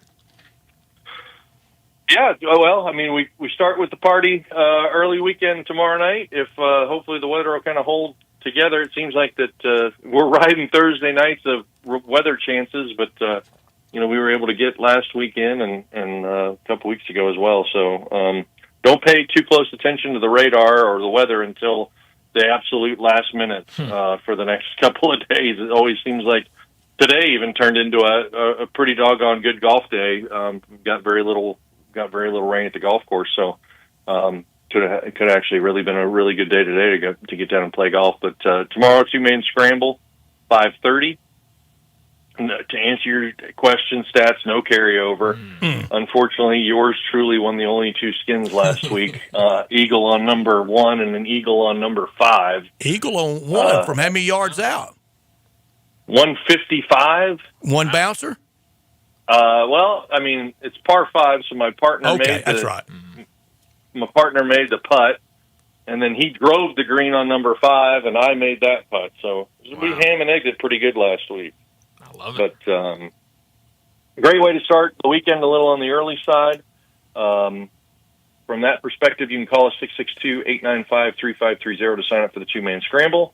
Of course, Mother's Day this weekend, so you do have Friday and Saturday. We all know that we're going to have time with our families and our significant others and our spouses on Sunday. But Sunday afternoon, there will always be an opportunity there. So, again, you can visit us, timbertrustgolf.com. The following weekend with the PGA, we, of course, have our SIP event. It's a 4-person scramble, and then you pick a tour player that makes the cut in the top 20 before we go out and play. It's your 4-person scramble score plus then the score for that tour player on Saturday. We combine those two, and then we flight everything out and pay it out in gift cards to the shop. So that'll be another fun weekend. Golf course is actually, really kind of holding up well with the recent rains and everything. Our timing with fertilizer seems to be rather lucky and timely for everything. We could just use a little warm weather. But overall, golf course is in pretty good shape as we still kind of, come out and get into a little bit more consistent growing pattern with everything. But should be a great weekend. Happy Mother's Day on the early side to everybody out there, and we'll look forward to seeing everybody this weekend. Yeah. John, have a great weekend. We'll do it again on Wednesday. All right, guys. Thanks. Take care. Thank you, John. Great stuff. Hey, go Leafs there, Stats. Go Leaves. You got it, man. Your goalkeeper's out for tonight, though. Yeah, took an ugly shot. No call on it either. Yeah, no No suspension call. or anything. No call. I mean, just brutal. And then you can't look at it, anything along those lines. But hey, they're off to a good start. We'll see how everything else goes. Leaves pride. Absolutely. Thanks, John. Thanks, John. Leaves pride. Y'all have a good one. See you. Right back at you. John going with a lot of golf, a little bit of hockey there at the end as well. Your Leafs, big one tonight. They're all big, Brian. They're all big. I mean, at this point, only very few teams get to this far into the postseason. Game 2 tonight. Game 2 tonight. Okay. That is correct. Thank you. That is correct. Well, all right, we got them for this weekend. Our picks, hopefully, maybe back-to-back weeks where Landon does not win. That would be very ideal It's for up the in the rest air. of us. We got to keep our streak going. Somebody That is win. true. Somebody's got to get a win. So far, we have picked a winner every single week. We're doing great, team. Yeah. Okay. Y'all are doing Not really great. feeling it. No, I don't. We're a team. I'll speak for John. I don't know if John really wants me speaking for him ever, but we're not feeling it. John and y'all two are feeling the winners.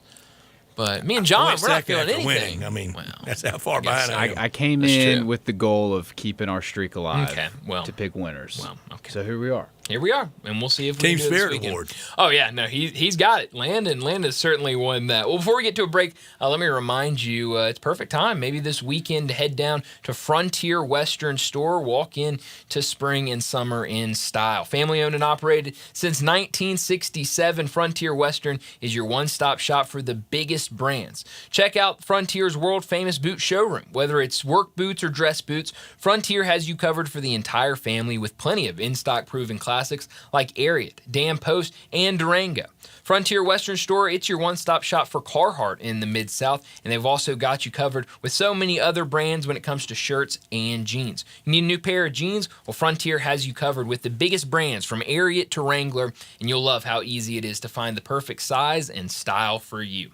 Frontier, their pricing is lower than online and chain stores, so you know you'll be getting the best deals. Head down 5880 Goodman Road in Olive Branch and check out the entire selection. Open Monday through Saturday, 9 a.m. to 7 p.m., and Sunday, 1 p.m. to 6 p.m. Head down to Olive Branch and check out Frontier Western Store. Well, let's go ahead and get to another break. When we come back, we got to talk the NFL, the big trade this morning between the Steelers and the Cowboys, and all the other news coming out of the NFL. We'll do that next on Sports Time. Broadcasting from the Family Leisure Studio, we are Sports 56 and 98.5 FM. Take your basketball skills to the next level at Shoot 360 Memphis. Shoot 360 is a revolutionary basketball training facility that combines cutting-edge technology with gamification and provides instant, objective feedback, hands-on, one-on-one expert coaching. And now, introducing Shoot 360 Forever, a newly renovated 50,000 square foot facility with 2 NBA regulation-sized courts, 3 high school-sized courts, and 4 shooting bays with Shoot 360 technology. Memberships are now on a monthly basis. And yes, you can become a member at both locations. Whether you're an aspiring young talent, NBA player, or looking for a unique workout, all skill levels are welcome at Shoot 360 Memphis to learn proper shooting and passing techniques, improve fundamentals, and gain a competitive edge while having fun. Shoot 360 Memphis now in Cordova and Collierville. Call them today at 901-779-3176. That's 901-779-3176. The future of basketball training is here. Shoot 360 Memphis. Spring is in the air, and it's the perfect time to grill, chill, and save with Totes. Install a new generator, tankless water heater, or Carrier HVAC system, and you'll get your choice of a free green egg grill or 36 months no-interest financing. Stay powered during storms, enjoy endless hot water, and slash your cooling costs this summer with a high-efficiency Carrier system, and grill some slow-smoke barbecue on us. But hurry, this special ends soon. And if you're dealing with plumbing or electrical problems, Choates is here for you too. Give us a try and take $60 off your repair. Leaky faucet, clogged drain, broken outlet, lights flickering? Call Choates and save $60 on your plumbing or electrical repair service. Call 347-8086 or visit ChoatesHVAC.com today. And remember, Choates, let our family serve your family. Is your wife asking you to stop eating junk food? We have it covered at Home Dinners. It's quick, it's healthy, and most important, it tastes amazing. Many choices from salmon salad to rainbow trout and grilled asparagus. Come visit us for lunch at Home Dinners, 6300 Poplar Avenue. So good, Coach Penny eats with us weekly. Don't forget, Home Dinners offers full-service catering for weddings, social events, or your corporate lunches. You can call 901-260-8292 to find out more. Hi, this is Troy Fiveash, owner of Fiveash Roofing. I have been told that my ads are all business and I should share some of my personality. Okay, I love tongue twisters, like the one about the terrific tasting toast by Taste Tester Toaster, or Big Black Bugs, Bleed Blue Blood, and of course Sally and her seashells. Or of course the ever-present I'm a Mother Pheasant Plucker, I Pluck Mother Pheasants. Okay, enough of that. If you want an honest, fair, reasonable roofing, siding, or gutter estimate, call Fiveash Roofing at 367-0050. That's exactly what you'll get.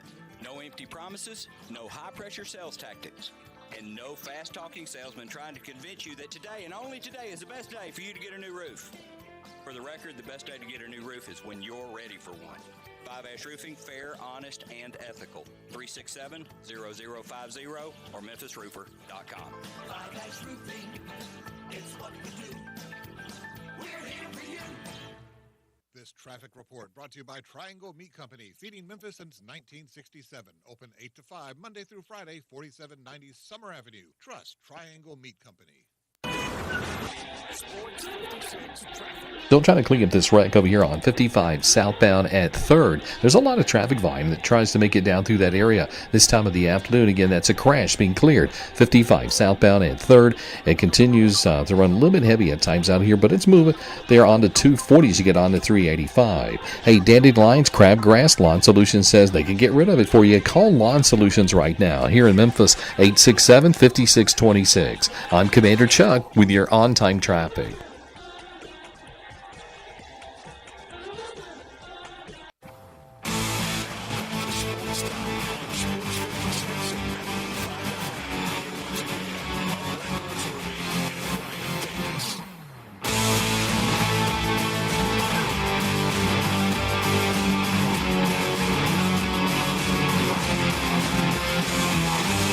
We're back in Sports Time. Brian Brett with you live and local inside our Family Leisure Studios. We got to talk the NFLs. We're middle of the offseason now for the NFL. I guess schedule next week. We'll have the schedule in front of us next Wednesday night.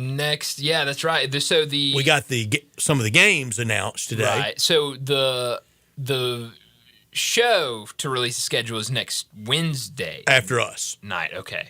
All right. You gonna watch? Yes. Okay. Every minute of it. I will not. You can for give me the football conversation. Sure. Schedule just doesn't do anything for me. It's just not. I think it matters. It does. But I'm not gonna sit there and watch. But you can get to it later. I can see the schedule when it comes out. I'm not knocking it. No. I'm not knocking you watching it, but it's just not something I and you know the first thing I go to is look at the dome teams. Mm-hmm. Are they going to Buffalo? Oh, yeah. Week 16, 17, 18 after being in the cozy environs of a dome all year? Yeah, and that's huge. You know, if you've got, let's say you're one of the teams that you only get 8 home games this year. Yep. Well, let's say you have the 9. Mm-hmm. So you got the 9 at home, 1 or 2 other against somebody dome. Well, that's about 12. Mm-hmm. And you go to Green Bay week 15. No chance. And, I mean, that's going to be, here in a couple years, I mean, that's going to be even more big with more and more teams getting domes. I mean, you're only going to have a handful of teams, in those sorts of and a later regular season. That's right. So, I mean you when they go to 18 games, now the last week of the season is usually around that first weekend of the new year or so. Mm-hmm. And then wild card weekends that next weekend. How about end of the year, January 10th in Chicago's going to have a dome. Green Bay. Cleveland's going to have a dome in Green Bay. Green in Bay Buffalo. It's Denver. already a tough place to play in Green Bay. In Seattle. Oh, yeah. I mean, Seattle. The rainy season in Santa Clara. Mm-hmm. Yeah. But, I mean, Green Bay already tough. Could become the toughest place to play. I think by then, Carolina will be dome. Mm-hmm. Yeah. I mean, it's going to be very few teams Tennessee will be dome. that don't have a dome here in 10 years. So Cincinnati will be outdoors. Sure. I mean, Cleveland's going to be dome. Yeah. Pittsburgh outdoors. Mm-hmm. Great home field advantage, I guess. And then I like to look at matchups of the potential of when will Aaron Rodgers maybe – I don't even know if they play this year, but would he go to Green Bay? Would he go to New York? Yeah. I mean, it's no, there are definitely storylines that come out of it and definitely things to watch for. And, I'll be watching. I'll be paying attention to who the Cowboys and what weeks and what it looks like. I got to for the cover for Cowboys. us. Thank you. I'll Cowboys already doing ring sizes to go with your parade plans over George Pickens? I don't know, maybe. But hey, I mean, you got a ball coach. Now you got another receiver. I'm feeling good about the Cowboys right now. Now, the answer to that should have been a little bit like, I don't know if people know this, and they just started it more recently. But when you register at Augusta National, and that's how you get the caddy bib number. Number one goes to the defending champion, and then everything else is how you show up. I mean, early in the week and registration's open, you get 2 or 3 or something like that. You also now give them, every player gives them their jacket size. Oh, wow. So on Sunday, if they look, there's Landon, what size sport coat you wear? You know? Not by heart, no. You don't? Brian, I can't tell you. I wear 40. Okay, so I put down 40. Okay. Looks like I'm going to win. Get it ready. The tailor to get a 40 ready. Okay. The answer to that about the Cowboys' ring size should have been, Brett, we're the Cowboys. Our ring sizes are always recorded. Well, unfortunately, we're the Cowboys in the 21st century, and that has not been the case at all. So been a little barren. It's been very barren. It's been very barren. Hard to believe, but the Cowboys have won it more recently than Washington. That is true. Well, are you surprised? No, I'm not. Washington, please. They have been in the wilderness. But hey, get ready. But back. Oh yeah. No, they are. They're about to be. Unless Jaden Daniels had a little bit. It wasn't full sophomore slump. No. That C.J. Stroud had last year, but it was a little bit of a sophomore regression. Yeah, a lot of guys have that. What if Jaden Daniels has just regression? Well, and then if it's full bore slump. Yeah, you see a lot of guys do that. Every team now has a full year of tape on you. All those teams have seen you at least once now. In division, they've seen you twice now. So, the book's kind of out on you. Somewhere in the NFL right now, an assistant coach, an analyst is in that film room. It's dark, but they're watching tendencies on Jaden Daniels. Yep. No, they certainly are. And it's their job. It's livelihood and big money at risk. Yeah, and you see most guys, they go out there and they think they can do the same thing, and then after that, I got to work through this and I got to figure out different ways to beat teams, and I think Jaden Daniels will be able to do that. On the sophomore end, in Chicago, some are talking about MVP. Yeah. Do you see that? I don't. But, I hope he's better. Certainly has more weapons around him now. They made it a priority in the draft to go and get better on the offensive side of the ball. So I think they'll be better. I think he'll be better. You certainly have a new coach in there. Eberflus was not the guy, and so now everything's new, and I think they'll be fine. But I think MVP for any guy in their second year is a little bit of a. I'm ready to see teams bouncing around at OTAs. Oh yeah, I'm ready for it. Heck, you saw how excited I got seeing film from rookie minicamp. Just get ready till everybody's out there. It was the visor turned around, wasn't it? It was. Come on now. Oh, I saw that and I saw it. That's the old look from every offensive line coach in the 70s. Oh man, I love it. Hitting the blocking sled. Yep, love it. Sign me up. Yelling, I literally turned over. I saw the backward, and in my head I go, "That's a ball coach, right?" Yeah, that is ball coach, and it saw me. Hey, Landon, your Mets are up 3-0 now. It's not all doom and gloom. Started off with a bomb from Soto. Wow, Soto's back. I heard he was slumping. No longer so. I like that. Sixth home run. That's good. Wow, look at him. Look at him now. He's turning things around. So you're not. Soto just hit another. You're kidding. Just got the notification about it. How about that? So 4-0? I think so, yeah. Make it 4-0. How about that? Look at the Mets. Look at Soto. He's back. Soto's bringing the heat, baby. Love it. I love it. So you're not as sold on this Pickens trade as I am. I don't think anybody's as sold on it as I'm not. You get crossways with Mike Tomlin. No, it's not. I think it's a you thing. Yeah, no. It goes back to what I said earlier of any player that Mike Tomlin says I'm out on, I don't know if I really want to be touching them, but, I'm impressed with Landon's updates. I'm still getting 3-zip. Wow. Now 4. How about that? You were a full 40 seconds ahead of my app. What app were you using? Twitter. Wow. I'm MLB. So what were you, like a beat writer? I thought Elon ruined Twitter. Tweeted like no, as soon as Soto, props to the Mets media team or whatever, but as soon as he hit the homer, it was a quick little, how about that? Not a video or anything. It was just a Soto again. Wow, how about that? I love it. You gotta give credit to those social media teams that those. Sometimes they're on it. Other times they are just nowhere to be seen. It's a give and take. That's what happens, and usually you can tell what's going on depending on how absolutely. how the social media. When I don't get an update from the Cardinals, all I got was brooms today. Well, that's KMOX though. Same difference. Well, KMOX, the That's Cardinals Twitter page. So, but hey, broom's out. I mean, come on now. Things looking good for the Birds. Not to make this another baseball segment, but 5 in a row. I mean, I think. All right, back to the NFL. Are you seeing Rams to hold mandatory minicamp in Maui? Really?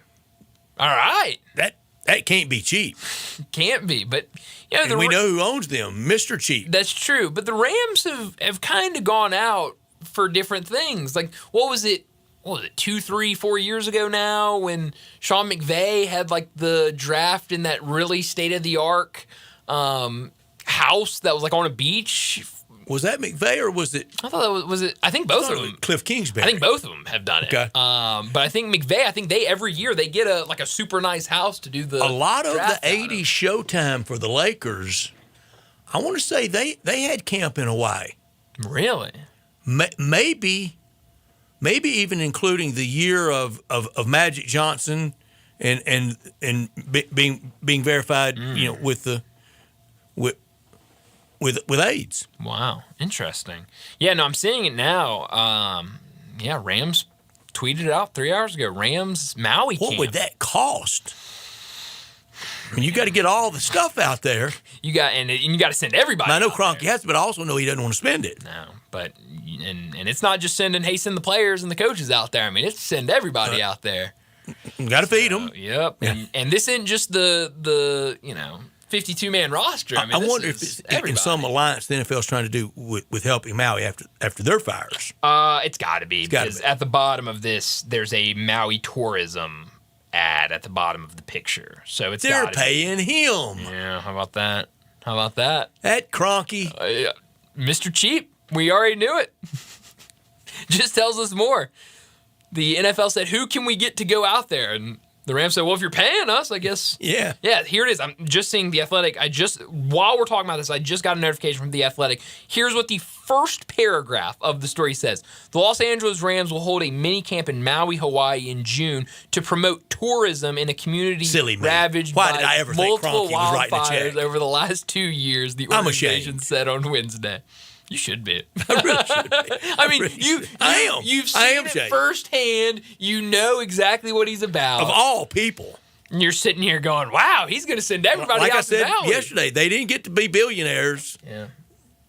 Not worried about things. You're right about that. But how about that? Going to go out to Hawaii. I'm sure that nobody, ESPN, NFL Network, nobody's going to have boots on the ground in Maui. Get in line.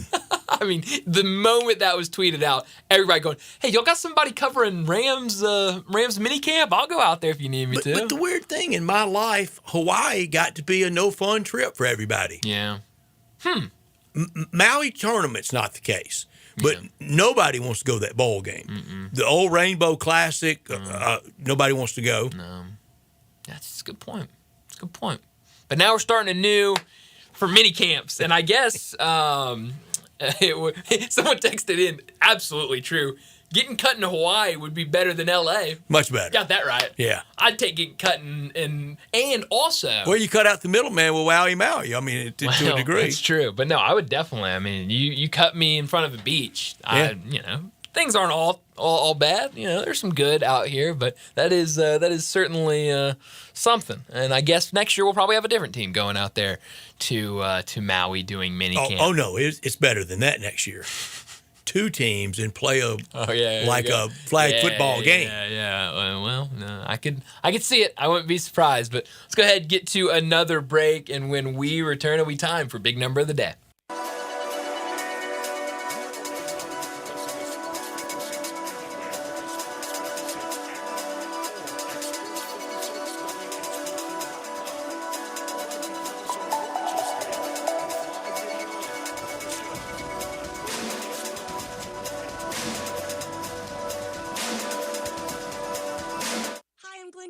Jennings, owner of Napa Cafe, and I want to thank you for making us part of your dining experiences. If you are a first-time guest or have dined with us countless times, I want to thank you for making us part of your lives. Whether you're celebrating with the crowd or planning a cozy date night on the town, Napa Cafe can provide you an extraordinary evening. We have 5 dining rooms, including our private wine cellar, our Jan's room for 2 guests, and the Eleanor room for parties up to 60. Sit back, relax, and celebrate. Leave the cooking to us. Come see me at Napa Cafe, 5101 Sanderlin Avenue. We're open Wednesday through Saturday for dinner starting at 5 o'clock. We also offer curbside pickup from our full menu. For details on our stay-in, dine-out menu or reservations, visit our website at napacafe.com. Come join us. We can't wait to serve you. Congratulations to Napa Cafe, celebrating 27 years of great food and service for you. Napa Cafe. You know the feeling when you're about to cut into a juicy steak and hope it tastes as perfect as it looks? Worry no more. With Chef IQ Sense, it's possible to get it right every time. How? It's a modern, completely wireless cooking thermometer that eliminates under or overcooking your food, no matter how you cook it. Chef IQ Sense was designed to withstand extreme heat and can even survive in your deep fryer. From grilling to roasting or baking, Chef IQ Sense guarantees that your chicken, meat, or fish will come out exactly to your preferred outcome. Using Chef IQ Sense is so simple. Insert the wireless probe into your food, choose your desired doneness on the Chef IQ app, and it'll alert you when it's ready. Stay connected and monitor your food from anywhere over Wi-Fi and Bluetooth. So stop the confusion, eliminate the risk, and serve every meal with confidence. Chef IQ Sense works out of the box and with your favorite appliances. You can find the IQ Sense at chefiq.com and save 15% at checkout with code USA. That's chefiq.com. Jenkins Floors and More invites you to the retail warehouse where they pass wholesale savings on to you. Jenkins Floors at 2356 Goodman Road in Horn Lake. Also stores in Cleveland, Mississippi and Little Rock. They specialize in flooring and carpeting, tile, plantation shutters, and blinds. Jenkins makes your life easy with a 2-week turnaround. Contractors, builders, or family projects call 662-469-9350 for a free estimate. Owners Timmy and Rebecca Jenkins say hello to Sports 56 fans and look forward to your business. So you need to sell your house? I have the solution. 904-611-01. That's 904-611-01. Call my buddy Bill and I buy houses. Any house, any area, as is. It's literally as simple as that. Just pick up your phone. Call 904-611-01. That's 904-611-01. Call my buddy Bill and I buy houses. Guaranteed to close in 5 days. If you need to sell your house fast, call Bill 904-611-01. Bill and I buy houses.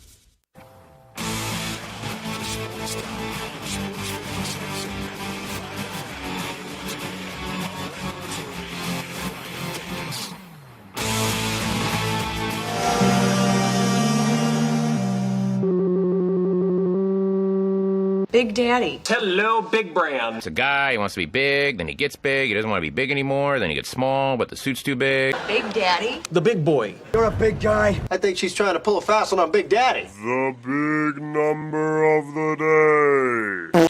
Well, my big number today, it is, I actually have 2 big numbers, but they go hand in hand together. My first big number is the number 3. My second big number is the number 2. I'll start with number 3.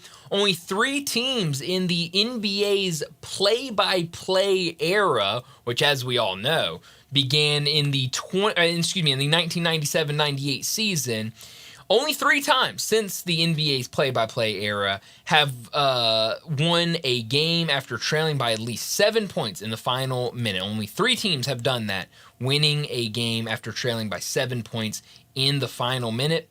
Indiana has had 2 of those. They're 2 out of the 3, and they've done it in the last 8 days. Happiest charter ever last night. Just incredible stuff. Oh yeah, they could have flown the plane home with just the sheer excitement from what they just did. My second big number, the number 2, it also has to do with the Pacers. The Pacers are the first team with multiple comebacks from deficits of 20 or more points in the same postseason since the play-by-play era began. Obviously, they have done it twice this postseason. So yeah, what the Pacers are doing, it's been crazy. I mean, the fact that we've had the same team that now twice there have been multiple people, groups of people, hundreds of people that said, yeah, I turned that game off last night. You know, I knew that Cleveland was going to win. I knew Milwaukee was going to win. And next thing I know, the Pacers won. How in the world did that happen? I mean, all my buddies that I was texting last night, holy cow, I can't believe that happened. They're going, what are you talking about? I turned it off, 3 minutes ago. Indiana now with 3 cracks to win 2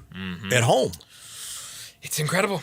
It is. They're in a really good spot right now. My big number is 4. The Cardinals last night only had 4 hits, but 1.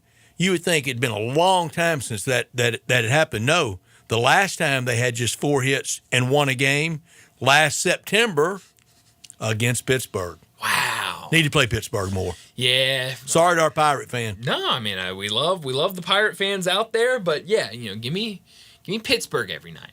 And I'd be very happy. There's a couple other teams I'd take every night. I'll take the Marlins every night. I'll take Colorado every night. Give me 28 those loss, Colorado. Yeah, it's not good. It's not good. Fun team though. Tonight they play 22-win Detroit. Yeah, I think it might be another loss for them tonight, and it could be by. Wonder what the run line for that. When do the Cardinals get Colorado? Well, that's a great question. Sometimes in July. Yeah, I'm sure. It is. Yeah, go out there for 3 in July. All right. Sweep. I'm calling it now. Sweep against Colorado. At home in August. Oh, I'm calling it. Need 5 of the 6. You absolutely have to. Let's see. What are the odds on that game tonight? Okay, here it is. Oh, Detroit only minus 175 to win that game on the road against Colorado.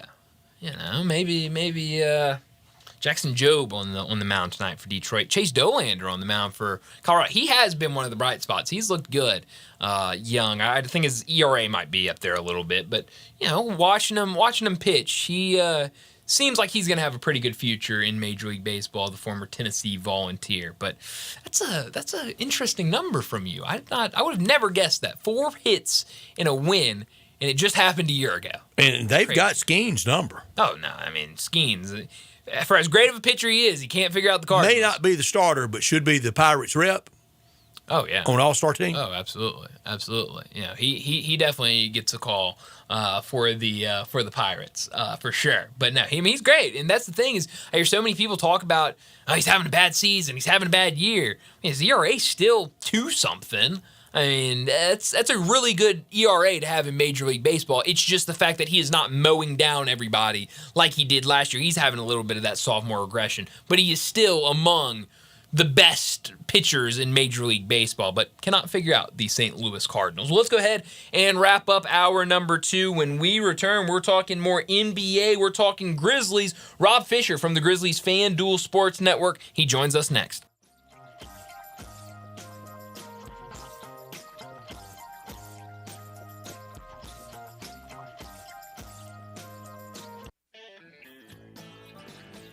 This is Troy Five-Ash, owner of Five-Ash Roofing. I have been told that my ads are all business and I should share some of my personality. Okay, I love tongue twisters, like the one about the terrific tasting toast by Taste Tester Toaster, or Big Black Bugs, Bleed Blue Blood, and of course Sally and her seashells. Or of course the ever-present I'm a mother pheasant plucker, I plug mother pheasants. Okay, enough of that. If you want an honest, fair, reasonable roofing, siding, or gutter estimate, call Five-Ash Roofing at 367-0050. That's exactly what you'll get. No empty promises, no high-pressure sales tactics, and no fast-talking salesman trying to convince you that today and only today is the best day for you to get a new roof. For the record, the best day to get a new roof is when you're ready for one. Five-Ash Roofing, fair, honest, and ethical. 367-0050 or memphisroofer.com. Five-Ash Roofing, it's what we do. We're here for you. Nestled in the heart of East Memphis, located corner of Park and Cherry, is a beautiful residential neighborhood. I'm here at Town Village Audubon Park interviewing a new resident, Carolyn. Share with us why you chose Town Village. Well, if your parents or special friends need to make that big move, let me share with you my experience. It was tough for me to leave home, but then I discovered Town Village. I would like to highly recommend Town Village to you and your loved ones. After looking at all the amenities and meeting all the people and staff, I was hooked. From restaurant, bistro, 3 meals per day, housekeeping, transportation, security, health care, physical therapy, exercise room, and even a heated pool and spa.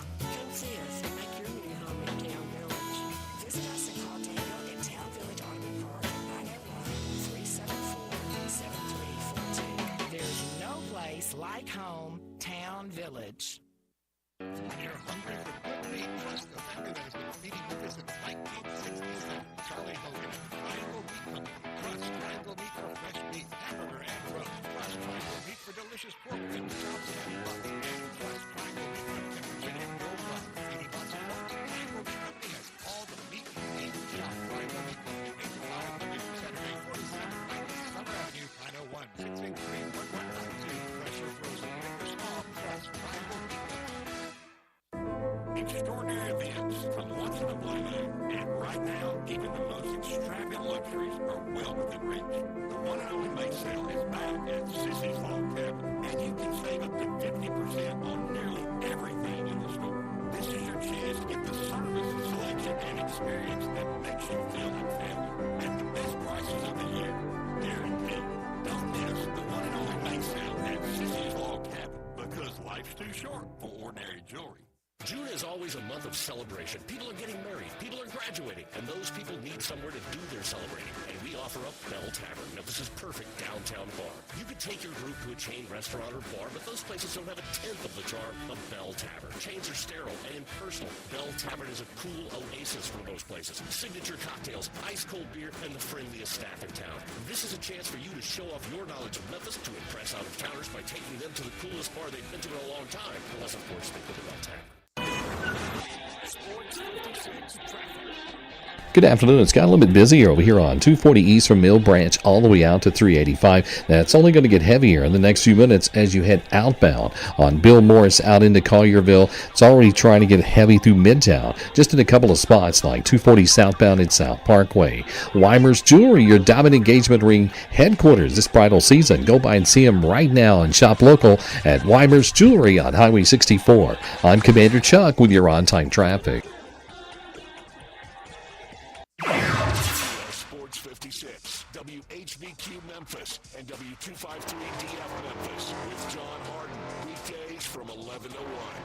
Now, back to Sports Time on Sports 56 and 98.5 FM. This hour brought to you by Jeff Weiler, once again. You say you stand by your man. Tell me something. We're back into Sports Time. Bryant Brett with you live and local inside our Family Leisure studios. And joining us now to talk the Grizzlies and the NBA, Rob Fisher from FanDuel Sports Network. He joins us now. Rob, last week the question was, what does the timeline look like for the announcement of the Grizzlies' next head coach? It wasn't very long. Friday afternoon, we got the news that it would be Tomas Isolo, the interim head coach, would be promoted to the permanent head coach. What did you make of that news last Friday? Not surprising. As we talked about on the show last week, I think if they were going to make the announcement that it would be Tomas, that it would be made rather quickly. No need to wait for it, and the Grizzlies do that. They make the announcement on Friday, and he's going to be the head coach. As far as what I think about it, it's the same thing I would think about any head coach that the Grizzlies would hire at this point. We'll wait and see. I think the sample size that we have is so small that he didn't have really a lot of time to implement a lot of things. So I don't know how much we actually saw. We could nitpick and say there were some great things, like Josh seemed more involved, Zach Edey seemed more involved, the pick and roll seemed more involved. We could nitpick and say there were some bad things, like a 51-point loss and a 29-point lead that evaporated in Game 3. So I don't know. I don't think there's much to judge from what we saw from Tomas. I think the only thing you can think of is the players seemed to back him when they talked at media days. That's good. I say it all the time. When it comes to coaching in the NBA, I think half of it is managing players and relationships with players. And it seems like maybe that's at least going in a positive direction from the get-go, and the comfortability from the get-go seems to be a positive. And all coaches in the NBA, all of them, know the game. It's just a matter of how they manage the game. And we'll have to see when he gets his first opportunity next year as the full-time head coach of the Grizzlies. Rob, you're right. Those getaway press conferences, the slightest disparaging word, not even disparaging, just in question. If anything had been questioned about him, that would have doomed him, and nobody got close to it. They were all very supportive. Yeah, no doubt about it. And I said this before. I thought the relationships with Taylor Jenkins were great. So that's not all of the battle. I think the players got along with Taylor. I think he was a player's coach. He was a guy that from the get-go talked about it being about relationships. He talked about that for San Antonio and what they did and how they built their culture and something that he wanted to do, and he did a great job of that. And I think the players really liked Taylor. I think they felt like he would go to war for them. I feel like they felt like he had their backs at all times. It just got to a point where they weren't playing hard enough for him. And sometimes coaching tenures can just run stale. They can. And it seems like that was the case with this one. A new voice, a new leader. We'll see how the guys do. I think that was one thing that we saw when Tomas had those 9 games at the end. I think the team played hard, so that was a good sign. Now, again, it's the end of the year. It's a coaching change. You put all that blame on yourself. You're naturally going to play a little bit harder. So let's see what happens for a full season. Who do you think will be the defensive coordinator? Will it be somebody from the current staff? I have no idea. How many guys have the Grizzlies? How many do they have to replace at this point? 2? Yeah. Tomas and Noah LaRoche need to be replaced. So you're going to have at least 2 new voices. Now, how big of a role will they have? I don't know. Will the rest of the staff that is there, will they remain on staff? I would imagine they will, just because you're already paying the former staff. Right. So in keeping Tomas, I would imagine a lot of guys will stay. But I don't know. I don't know. That remains to be seen. Yeah. Wow. It's going to be still a busy offseason. And like you said, a couple of assistant coaches now. What does this roster look like? I know DeMichael Cole over at the Commercial Appeal had a story earlier this week about Santi Aldama and his being a restricted free agent this offseason. What do you think that will look like once we get to that point in free agency? Do you think the Grizzlies will go out there and look to retain him? And what do you think is kind of the Santi Aldama's end of it? Because I think DeMichael pointed out that he changed agents earlier, I guess last offseason, and that most guys that have had that restricted free agency have signed an extension before going to restricted free agency. Santi Aldama hasn't done that. What does this offseason look like for Santi? Well, I think it's a priority for the Grizzlies to try to retain him, but Santi has shown some value, and it takes one team to maybe overvalue it. The Grizzlies are going to have to watch what they spend. We know that. And if they want to improve the team with other bodies, they're going to have to watch what they spend. I think they have every intention of keeping Santi, but the market's going to be the thing that dictates that. Always. And it always does. Yeah. If there's one team out there that believes Santi's worth $20 million a year, well, are you going to go that high? Yeah. Probably not. No. So, and then the Grizzlies, they could offer more years at a smaller rate. So, there's a lot of ways you can be creative on it too, but I think the Grizzlies want to keep them. It's just a matter of what the market's going to hold. Rob, when you watch these games, I said earlier, it really makes me aggravated to know that the West, I felt it during the course of the year. I thought it was a little more open, not wide open. I still think Oklahoma City is going to come back, win that series, be really tough to be knocked out in the Western Conference Finals or defeated in the NBA Finals. But this was a year that could have been had by the Grizzlies. Does it aggravate you? It's aggravating, I think, at times, just watching and, well, first of all, watching and wishing you were there. And at this point of the playoffs. But yeah, I think it's with the exception of Oklahoma City, I think everybody else is pretty even. I do too. And I mean, the standings in the regular season would show you that. I mean, we remember that Thursday night game against Minnesota that if the Grizzlies had won, didn't play any defense that night, but get over Minnesota, and that's a couple pegs better than the 8 seed.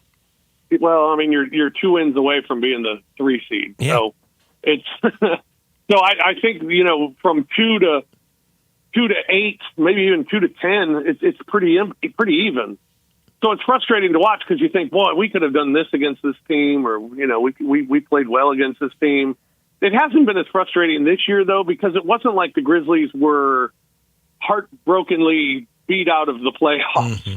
I mean, they were beat by the best team, and the last month of the season didn't feel very positive, like you were on the same plane as those other teams in the West. So maybe it's a little less frustrating, but frustrating to look at it and think of what could have been had you had health all season and you played as well as you did early in the season, and Ja played and was healthy for 65 games plus what could have been, but it just wasn't meant to be for the Grizzlies this year, and so I told you it's like breaking up with a girlfriend. I'm over it. A weekend, I'm over it. I'm over it, and I'm now just enjoying basketball. and we are enjoying basketball. And we enjoy having Rob Fisher with us on our Sissy's Log Cabin guest line with us all the way through the NBA draft in late June, and he's going to catch up with us at SEC Media Days as he always does, a whole bunch. Rob, I'm watching Golden State, and I'm watching Houston. Houston looked as young as I think their worst fears were realized. Golden State's looking as experienced as we all thought they would. Golden State here on April 1st, that they were getting ready for the playoffs. We could see it that night in them. Until they get knocked out, everybody better be real respectful of them. Yeah, you don't want to. You don't want to be doing too much trash talking to this team right now because they're backing up. They sure can. And they've been backing it up with, just with that veteran play and smart basketball plays, high IQ team. They just make the right play. I mean, last night they had every reason to fall apart after Steph left the game, and they didn't. And Jimmy Butler's been terrific, and I mean, even the guys that step in, like Pajemski, has been great. And last night they just had, Buddy Hield has been stepping up, and but you had Moody make plays, Kuminga make plays. I mean, everybody kind of stepped up in Steph's absence to make plays last night, and that's what good teams do, and veteran teams and teams that have been there do. The Houston Rockets. Yeah, I mean, my goodness, what an overwhelming matchup that was for them, and you could just see it in what Jalen Green was able to do. I mean, that showed a lot of youth.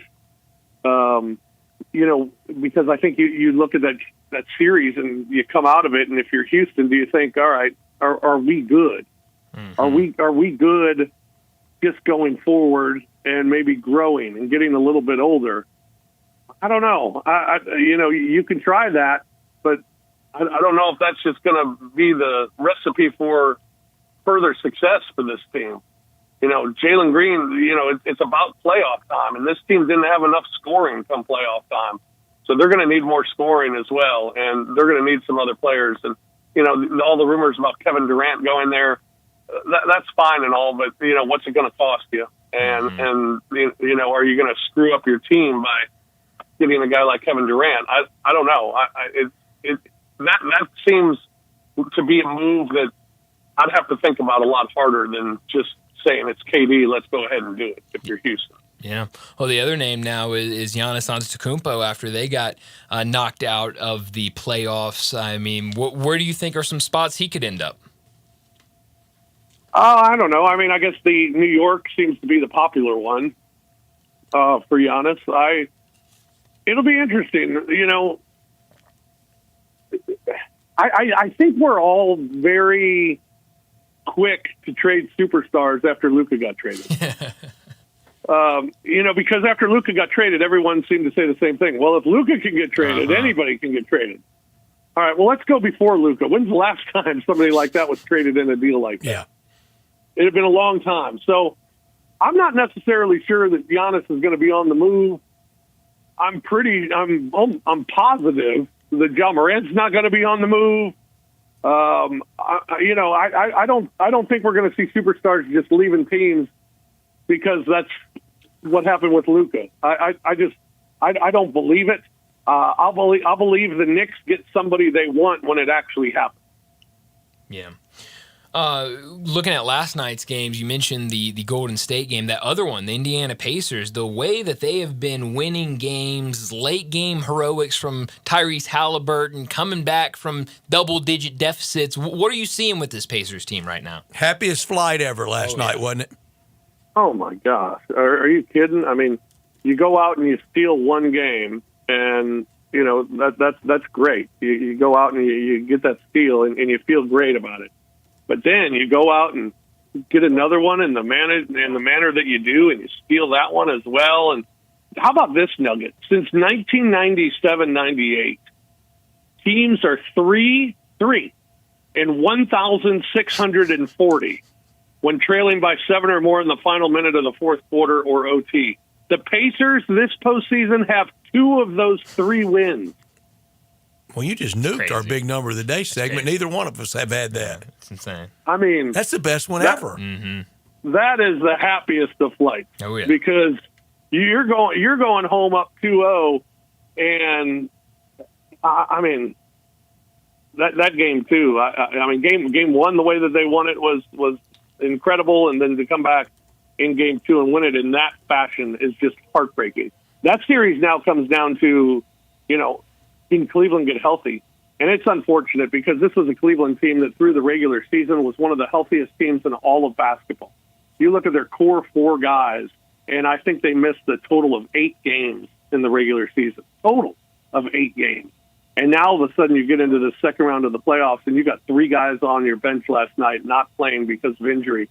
And you had a chance to win the game. And you had a huge lead to win game 2. And lost it, and then lost it in that fashion. That's heartbreaking. Now you got to go on the road and try and get a couple of games and steal 2 on the road. I think they're very capable of doing it, but if they're injured, maybe not. Their depth certainly got tested last night. Yeah, no, they absolutely did. And you talk about all the road teams winning in game 1. Now you look at these 2 games tonight. Starts here in a little less than an hour with the Knicks and Boston. But both games tonight, the home team favored by 10.5 points. So it feels like Vegas is at least thinking that everything goes back to normal tonight. Yeah, that's a big line. Yeah, it's a big line. That's a real big line. But if you're expecting Boston to not shoot like that, right? I mean, you're expecting, and that's the thing about Boston. And everybody can go on for days about Boston missing 45 threes and how absurd. And how about at a point of the game you say to yourself, maybe we're not making threes and we should get in the paint. Well, that's not what they do. What they do is they continue to jack threes. Mm-hmm. And the biggest problem I see with Boston is when they give up an open 2 or a lay-in to pass it out for a 3. That's what bothers me the most, when they give up free baskets to try and hit a 3. That's stupid. Take the free ones all day, and then keep shooting your threes, do what you do. But this is how Boston won a championship last year. This is how Boston is the second-best team in the East this year. This is why Boston's in the second round of the playoffs. Because they do that. That's how they play. That's how they're going to play. And you just don't expect them to miss 45 again in another game. But, they need to score some points. And they didn't score enough in game 1. The Knicks played really solid defense, especially on the final play of the game. Mikal Bridges just swiping that ball from Jaylen Brown was so impressive. So Knicks were impressive in game 1. Can they do it in game 2? I don't know. I don't think you can hold Boston down like that, which means the Knicks are going to have to score 120 points. And are they capable of doing that? I don't know. It'll be hard for them to. You said it, Rob. They're the champs. They won last year playing that way.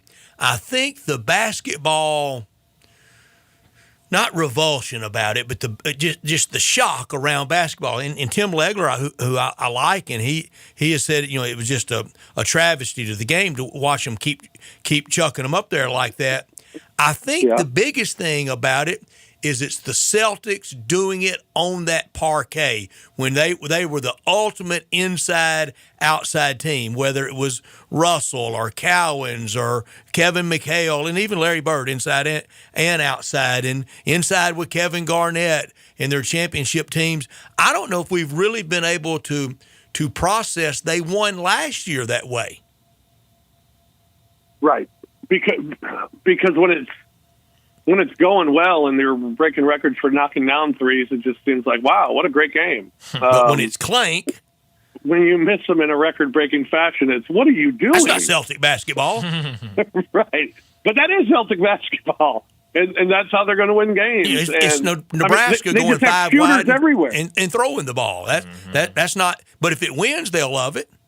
Yeah. Oh, absolutely, absolutely. And it's worked for them. And they have a roster full of shooters. They got guys come off the bench that can shoot, and everybody's capable of knocking down Al Horford's knocking down 3-pointers. I mean, that's what they do. And so it wasn't shocking to me in game one.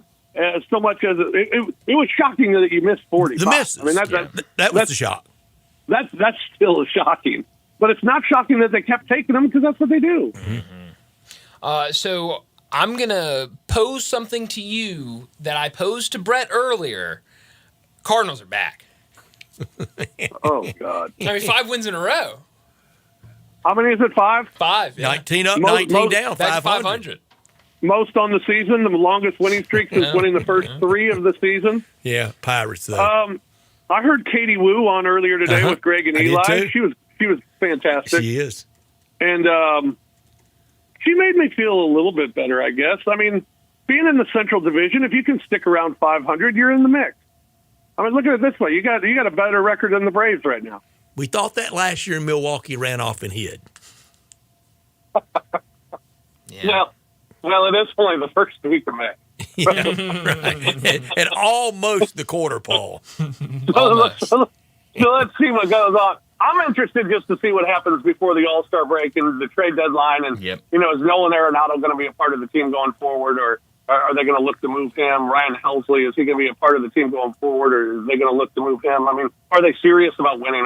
Are not serious? Are they interested in winning? I'm trade everybody. When I heard Katie Wu on with Greg and Eli this morning, I'm listening, saying no matter what at the trade deadline, deal everyone. If you're going to start over. I don't think you can kind of remodel your house. Yeah, I think you're right. And if you're playing well come deadline time, you might get a higher return on some of those guys too. And the downside to nobody there, you're not turning off any more people with the full teardown at deadline time. No. Nobody's going to be there regardless. Yeah, nobody's going now. So what would be the those difference? empty seats? It's mind blowing. It really is. I mean, it looks like it's been, when you watch a Cardinals game now, it looks like, were they in a rain delay or something? Yeah. Is this a makeup game and it wasn't on the schedule?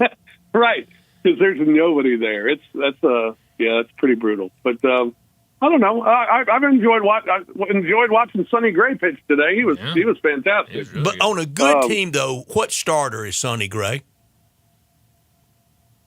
I think he could be a good number 2. What's Miles Michaelis? 5. What's Libator? Bullpen. Yeah. That's why the full sale, so, Yeah, including Sonny Gray. Eric Fetty. Yeah. Bullpen. Yeah. Yeah. I mean, Sonny Gray. I think Sonny Gray's great. Maybe. I really do. Too. Yeah. He's a really good player, but yeah, it's a lot of okay guys on this Cardinals team. Last thing for you, Rob. Any input on what my Cowboys did this morning, getting George Pickens? I think it's great. Because all you hear about is George Pickens being a problem. Well, good. Now he's the Cowboys' problem, which always makes things entertaining. So, but I like it. I mean, I love the Cowboys getting more weapons. Guess what our topic's going to be coming back at 5:30? Breaking news as we speak. ESPN now open to paying more for SEC rights fees to add the much talked about ninth game, Rob. Yeah. Yay! Ninth game. How long have we been talking about that ninth game, Rob? Well, it's about time. As long as we've known each other, we've been talking about 9 games, and I'm always for it. Yeah, no question. More SEC games, the better for sure. everybody. I mean, the COVID year was great. COVID year was great on the field. Yeah, no doubt. I mean, you had, 10 games, and they were all conference? It's why I think that Alabama National Championship's the best ever. Yeah, they beat 10 SEC teams regular season, and then into the playoffs. Yeah, nobody did that for sure. But, great. So we got a hot topic now for SEC Media Day. You know it. That's right. The 9 conference games. Realignment, I guess we'll talk about that still, right? Mm-hmm. The playoffs, getting guaranteed teams in the playoffs. Of course. All right, good. We got our topic. How many teams? 4, 5, 6? I don't know. Only got 3 last year. The playoffs. It goes to 14. 14 should be the answer, shouldn't it? That's right. Absolutely. Good stuff, Rob. Rob, as always, thanks so much for joining us. Thank We'll do it you, again man. next week. Fellas, look forward to it. Thanks. Thanks, Rob.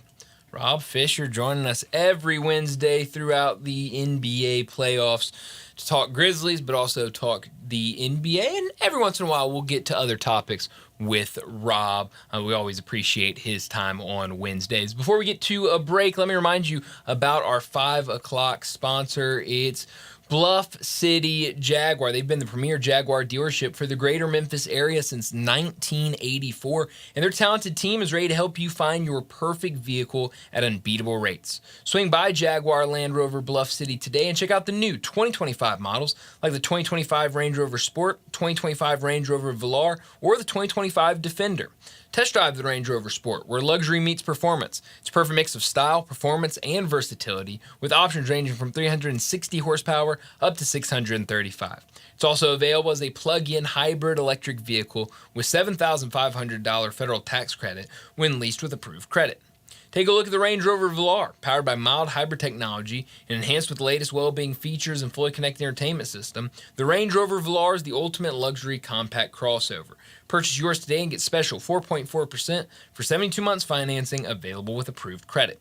Don't forget about the Defender. Available in multiple models to fit your needs, the Defender is built for the modern explorer, and Jaguar Bluff City is offering special interest rates for 60 and 72 months on various models. Give them a call, 877-259-6169. Go online to jaguarbluffcity.com. Head out there, test drive these vehicles. 6335 Will Cove, just off of Quince, for Bluff City Jaguar. Well, let's go ahead, get to a break, and when we return, we'll talk about what's trending.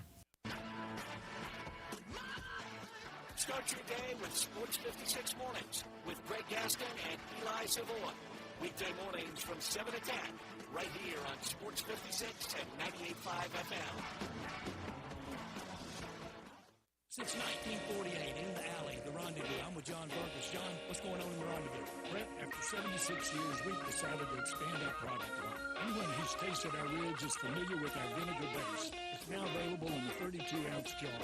It's so good to base or marinate all meats. I even put a little bit on turnip greens. Something we've been using at the restaurant or in our house has been the Greek seasoning. My father was a cook, but my mother was a chef. And she was the one that put Greek seasoning on everything from a Mediterranean diet to steak. My mom used it on soup, salad, veggies, fish, any meat. It's a great seasoning and a flavor enhancer. My brother Nick figured out salt and pepper is more than just McCormick's and Morton's. He's come up with the perfect blend we use to coat our shoulders and our brisket, and he used to make it for his friends as Christmas gifts, and they loved it. All these products are available at Rendezvous or online for shipping as gifts and in many grocery stores. And if they're not in your favorite grocery store, ask your grocer to stock it. A beloved family affair is still going strong since 1948. Rendezvous. Is your captain speaking to the passenger with your fastball shoes or both? No way am I letting travel constipation ruin this trip. Can't blame you. Your fast works fast. Look out the horse side effects. Since I'm such a smart traveler, can I move to first class? No. Closer, girl. From the makers of Miralax, new Miralax soft chews work naturally with your body in as little as 30 minutes to give you a comfortable go on the go. Find Miralax today at your local retailer. It's directed for occasional constipation. Contains magnesium hydroxide. Wally Hatchet serves breakfast all day and Southern comfort food for lunch. Hatchet fans love our huge omelet, breakfast Sammys, scrambles, and chicken and waffles. For lunch, check out the Mississippi pot roast, chicken fried steak, grilled meatloaf are one of our best-selling burgers, lipstick on a cow. Pickup, delivery, and catering are also available. Visit WallyHatchets.com to order online. Wally Hatchets is located at 6439 Summer Avenue and open from 7 a.m. to 2 p.m. Tuesday through Sunday. Wally Hatchets. Count your blessings, not your calories. I think a lot about golf, and when I think golf, I think Miramichi. Did you know Miramichi Golf Course offers membership? It's a great way to play more golf for less out of pocket. Their memberships run for $300 a month plus tax, and that includes unlimited rounds and range balls, no extra card fees, priority tee time booking, and discounts in the pro shop. Oh, by the way, there's no initiation fee. Miramichi green fees, they'll allow you to choose the right rate at the right time on the right day for your needs. If morning tee times are more important, you can book up to 14 days ahead of time to reserve your spot. If rate is more important to you, there are discounted evening rates available that you can choose from. Miramichi is now open on Mondays, and you'll find the lowest rate is on Thursday. Sometimes you just need to escape the hustle and bustle of life. Miramichi Golf Course provides just the right place to solve that need. The name Miramichi means place of happy retreat. When you need a quiet, peaceful round of golf, please make your way to Miramichi. This traffic report brought to you by Triangle Meat Company, feeding Memphis since 1967. Open 8 to 5, Monday through Friday, 4790 Summer Avenue. Trust Triangle Meat Company. Sports 56 traffic. Good afternoon. Still a lot of traffic volume going outbound. Sam Cooper over here trying to get past Perkins and Highland. It's cranking it pretty good out of Midtown on 240 South and South Parkway. Couple of wrecks still in their clearing stages. Building pretty good south of Memphis on the Interstate 55 southbound down into DeSoto County. Hey, dandelions, crabgrass, Lawn Solutions says not a problem. Call Lawn Solutions this spring and summer at 867-5626. I'm Commander Chuck with your on-time traffic.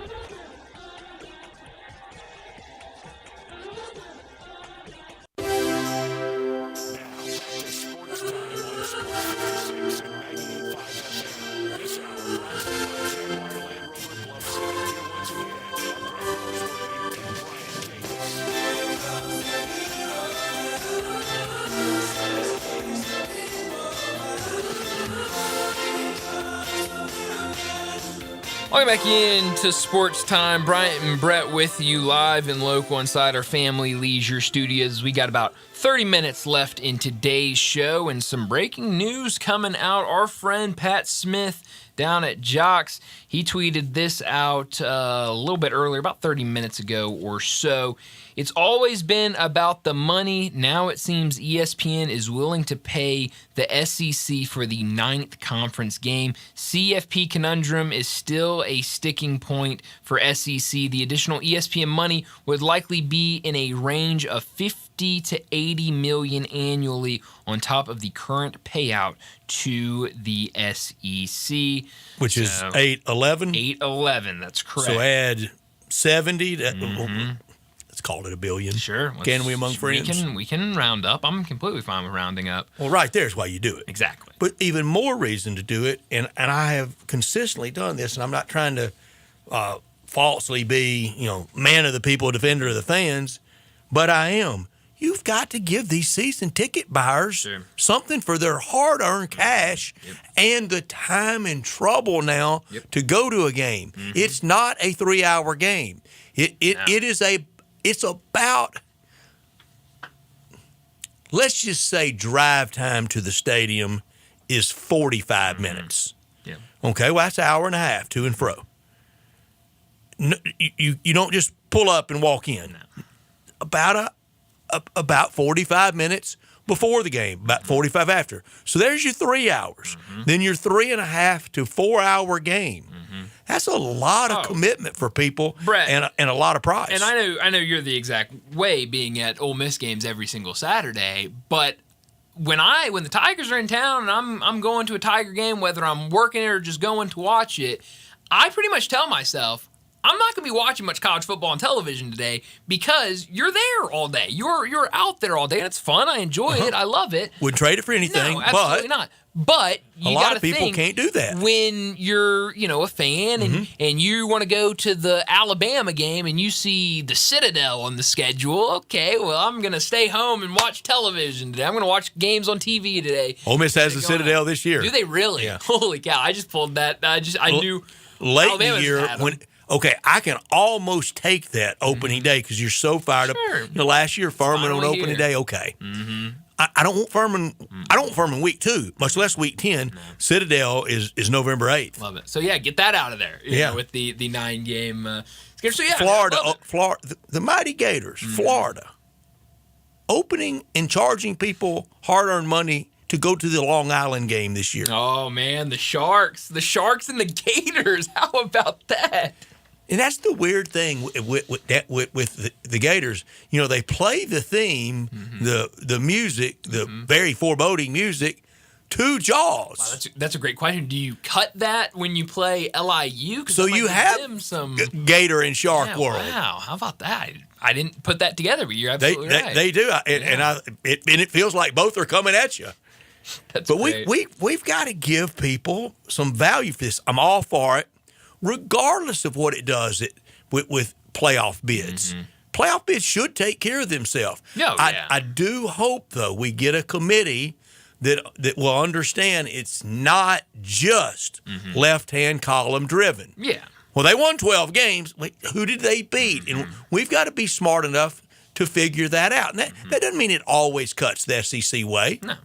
But it doesn't mean it cuts against it always either. Right. And I think you should see that. And I think we saw that with with basketball. Obviously, way more spots to fill for basketball. But you saw, the teams in the SEC that were kind of it was meritorious of it. It was, hey, these guys were playing in the toughest conference for the last 2 months. It's been all conference games, and here's what they've done in that. Put them in. And so you would hope that if you have this 9-game schedule, it should take care of itself, but you would think that one team that's kind of, are they in, are they out, you would say, well, look at the strength of schedule because that's going to fluff up because you're playing in such a hard conference. But I want 9 league SEC games, and I want to get rid of the non-FBS opponent.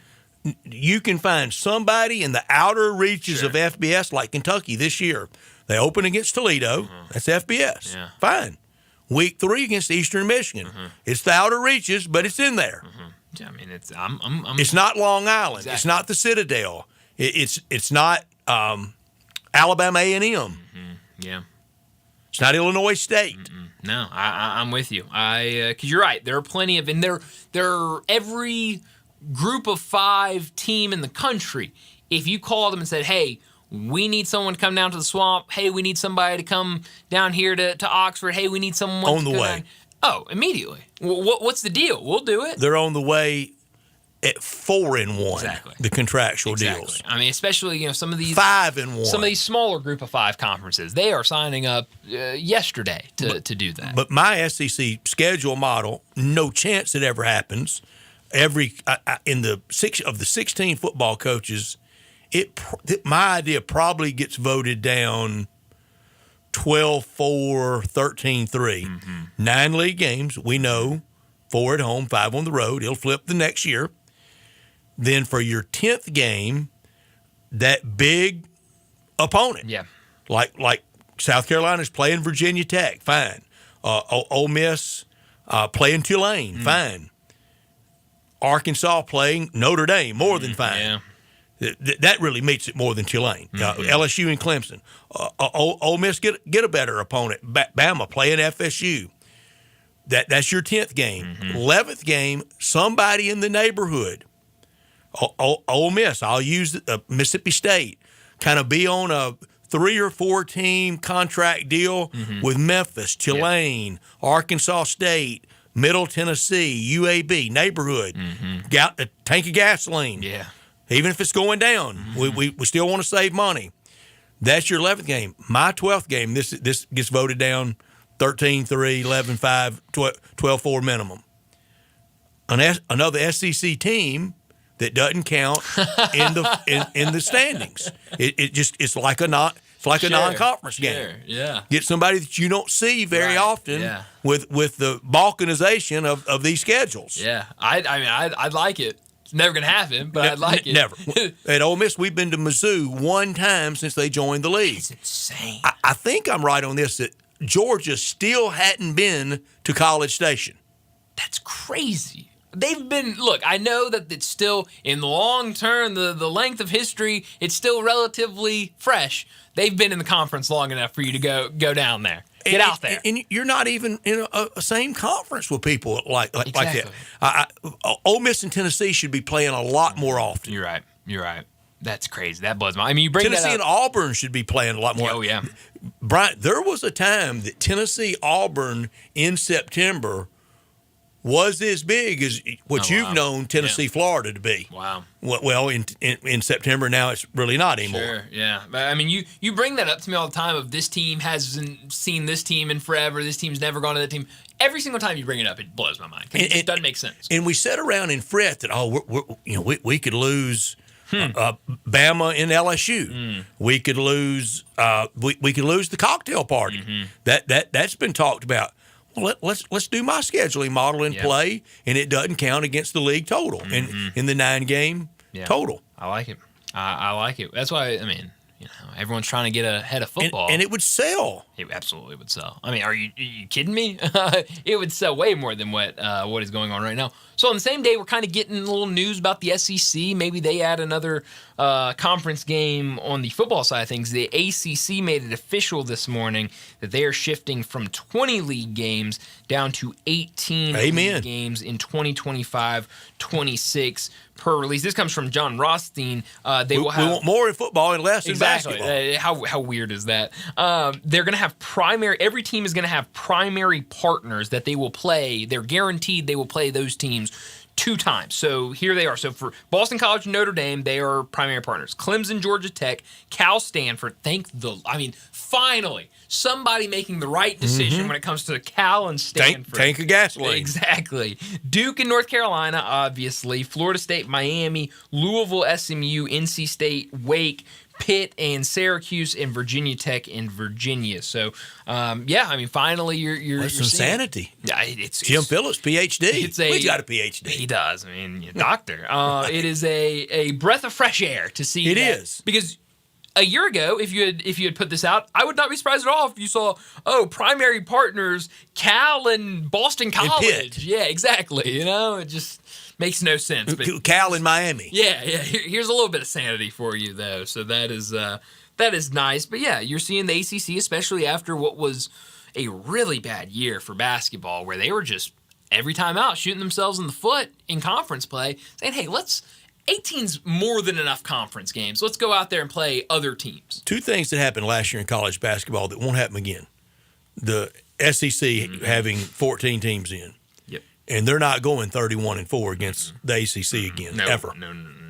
The ACC is only going to get better. It makes SEC-ACC challenge and the release of those games and things a lot of fun. I can't wait for that. I mean, there could be some really, really fun. I mean, who gets NC State? Who gets Will Wade? Shouldn't LSU? Oh, that'd be awesome. I mean, that'd be awesome. Come on, let's schedule this like what people want to see. I mean, you always talk about it's a sport, it's stuff on the field, but it's also television. It is also there's an entertainment factor to it. You want people sitting down and watching it. You telling me Will Wade going down to LSU wouldn't have everybody in front of the television? That reaction. I mean, come on. Which I don't think they're that mad at. I don't think their fans are that mad at him. It might be toward the administration. Sure, and heck, let him go down there they'll learn to get and win. Oh, of course. And let him go down there with his NC State team and win. Then it'd be a lot of fun. So, yeah, I mean, it's ACC, there's, it's going to get better, and I do think this is a good move for that conference. To go out there, because they have, all those teams in that conference historically are great teams, and so there are going to be non-conference opponents out there that want to play that will be able to boost their resume come tourney time. So I think a really good decision. I want big moments. Yeah, and I think hopefully we will start getting them this year. All right, I'm going to put you up to it. Tonight we have 2 NBA basketball games. The first one starts here in 20 minutes between the Knicks and the Boston Celtics. The second game, Nuggets and Thunder. You got to give me against the spread for both of these games. They have to be blowouts, don't they? Vegas can't be this wrong, and this roll can't stay. We can't stay on this I don't think underdog, less seed, roadie run. I don't it think just so. can't. But, I mean, game one was... Water finds its level, right? But game one, Boston was a 9.5-point favorite. The Thunder were 10.5-point favorites. I don't think Vegas would do that 2 times in a row after seeing what happened game one unless they... My Knicks involved. That's right. I mean, it's... Well, all my teams go. Big night for you. Well, we got to pick a hockey series. Look what we're about to do here. Unbelievable. I can't believe we almost... What series are we... We have to pick Dallas and my Jets. All right. I take my Jets. Your team, of course. Winnipeg. You're gonna get Brian. that in there. Give me Dallas. Landon. I sided with Brett's Jets. All right. Landon was on top of it. I mean, he knew we were making NHL picks Sure did. here. I mean, he was ready for him. He was ready. Hockey expert turning into. Well, I'm over here watching UFL, but still. What game you watching? I was watching the Battlehawks game. Good call. They'll be here Studying up for on Showboat Sunday. Bankroll Friday? Getting ready. Look at this guy. I mean, he comes Oh, in yeah, here. He's wait, like, hold on. maybe Got a I'll ringer take we get a hold of, maybe right? I'll take the showboats on Sunday. He's watching film on Wednesday. What are we doing? Been here all day, too. I mean, it's unbelievable. I can't believe I've it. just been Good scrolling work. through the games. Love it. I love it. Trying to be prepared. Can't wait for show. You're going I didn't first. even realize I was being prepared. You're going until you first pointed it out. for Showboat Bankroll on Friday, and then I'll just take whatever you pick, and I'll go with it. How I'm about going that? to Showboat game Sunday. Heck yeah, absolutely. Skipper's birthday. What I bring you? Birthday? I mean, it's a good question. Big dog bone? Yeah, big dog bone. Get you a $2 dog while Definitely you're there. doing that. I mean, come on now. It's a great deal. Talk to Steve Macy about it tomorrow. We will. So it'll be a lot of fun. I ain't been to a Showboat game this year. I'm going to go to this one and the last game against Birmingham, I think Sunday, June 1. House divided for you. Memphis versus St. Louis. I mean, it's St. Louis. I said Birmingham. It is St. Louis, yeah. the last game of the year. No. This one is St. Louis on this Sunday. Oh, it St. is? Louis. Yeah. So it's little house divided for you. So it is. Yeah, not with no Battlehawk. No Battlehawk loyalty for you. Huh? That's a shame. Well, let's go ahead and get to our final break of the day. When we return, we're wrapping today's show with Crunch Time. Be sure to follow us at Sports56 WHBQ on Twitter, Facebook, Instagram, and YouTube to watch live video of our shows. Stay up to date with station events and have chances to win prizes. Don't miss out on anything that's going on. Follow us at Sports56 WHBQ. Hi, I'm Glenda Hastings, owner of Napa Cafe, and I'm inviting you over for dinner. Treat yourself tonight with a delightful dinner of scrumptious combinations, fresh salads, homemade soups, or maybe start with an appetizer, like our baked Dungeness crab dip with manchego cheese, lemon, garlic, and French baguette toast. Drift into one of our fresh seafood dishes, like the caramelized sea scallops with curry beurre blanc, black forbidden rice, and Thai mango salad, or our ancho honey glazed salmon with creamy black bean puree, avocado pico de gallo, and jalapeno crema. Maybe you're looking for something cozy and comforting, like our Duroc pork chop with apple brandy demi-glaze and blue cheese bacon mashed potatoes. We have something for everyone. Napa Cafe, open Wednesday through Saturday for dinner starting at 5 o'clock. For reservations, visit our website at napacafe.com. Come join us. I'd sure love to see you. Congratulations to Napa Cafe, celebrating 27 years of great food and service for you. Napa Cafe. Progressive knows when you own a boat or RV, it's like you're automatically on vacation, even if you're actually a marriage counselor in the middle of couples therapy. But in your mind, you're camping in Acadia, puttering around Frenchman Bay. Your boat and RV are both protected, your lobster drenched in butter. Uh-oh, did your clients just notice you weren't listening? Quick, do the thing where you just repeat back exactly what they said, but as a question. They bought it. Now back to Maine, earning an automatic discount bundling your boat or RV with your home or auto. Progressive Casualty Insurance Company affiliates and other insurers, not available in all states or situations. I'm Gary York. I'm the service director of Lexus in Memphis. Our service department wants to be more than just a place where you get your oil changed. We do glass repair, windshield replacement, recalibration of your camera and sonar systems, even wheel repair, tire replacement, all the things you would expect from a luxury automotive dealer. Please check out our website. You can schedule your appointment, check out our specials, hours of operation, or if you'd like to do it in person, please reach out to one of our associates at 901-271-5199. So you need to sell your house.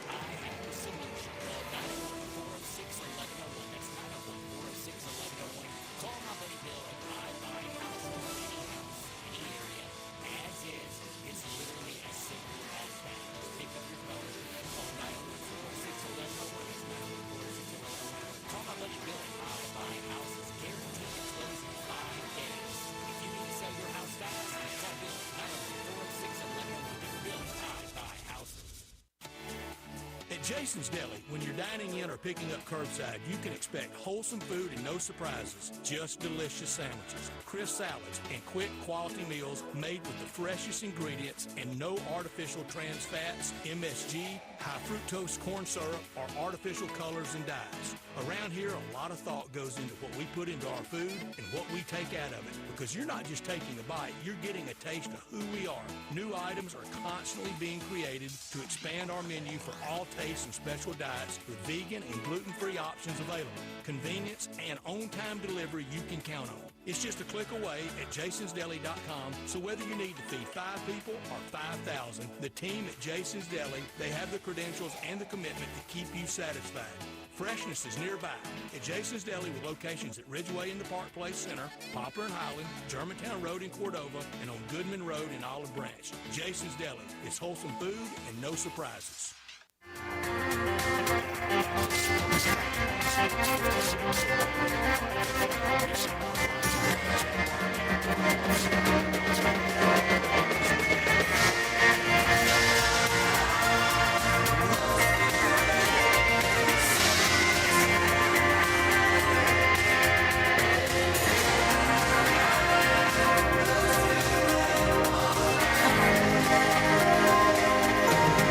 This is pretty cool, and we're just getting started, so.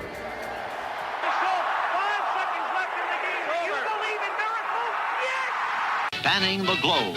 Go crazy, folks! Go crazy! This is Geraldo. It is crunch time. You are looking live. In your life have you seen anything like that? Goodbye! Hello, Haskins. It's obviously crunch time. Hammer, nail, coffin. This baby is over. Well, Brett, what I learned today is that after not drafting a wide receiver in the NFL draft, the Cowboys went out and got another receiver to add to the fold. George Pickens, I mentioned it earlier, I like the contract in that it's kind of a 1 year, see how it goes. Leaving Dak with no excuses. It absolutely is. You've got a surefire number 1, you've got a surefire number 2. But then the questions come in. We've seen George Pickens complain a ton as being the primary receiver. What happens when he's the number 2? It's, when Mike Tomlin says we don't want any more of your behavior, I don't know how much that makes me feel comfortable. Maybe he'll take what happened in Pittsburgh and learn from it going down to Dallas. But you look, 2 very different receivers in CD and George Pickens. George Pickens, he likes the go ball, runs a lot of vertical routes, whereas CD, he likes to get across the field, kind of over the middle. So maybe they complement each other well. I'm excited, Brett. You ought to be watching that schedule release next week then. Well, I'll see when it comes out. You've got it. You're going to be live tweeting it. Yeah, you know it. What I learned, Tusk up in Salt Lake City. Brett. Man. Utah Hockey Club, now the Mammoth, in one of sports' worst kept secrets ever. Oh, it's bad. Oh, that poor waiter in Ocala, Florida. I've told you the story that wanted to hit me with the 4 big sports with no S-ending nicknames, and they begged him, you don't want to do this. He wanted to bet our entire tab. The tab was about $2,000. And when I hit him with, well, there's none in the NFL, Red Sox, White Sox, baseball, and then when I went Heat, Jazz, Magic, Thunder, oh, no. The color goes out of his face. No. And at that time, it was only Avalanche, Wild, and Lightning. And now you've added Kraken and Mammoth. How about that? The Mammoth. Poor guy. We didn't stick him with the tab. Well, I'm glad y'all didn't do that, but it would that would not be not a good idea on his part. He thought Ole Miss, all living in Oxford, and I said, I'm in an NBA city. He Jazz, Magic, Thunder. Yeah, I mean that is insane. What I could have done without.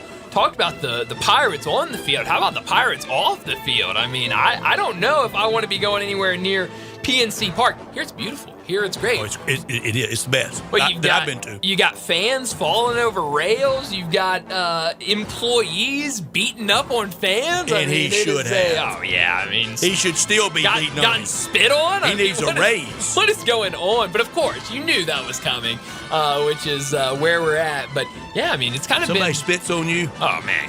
Man. Get out of here. But it's been kind of a house of horrors, almost like the Twilight Zone at PNC Park the last week or two. It really has been. Great ballpark.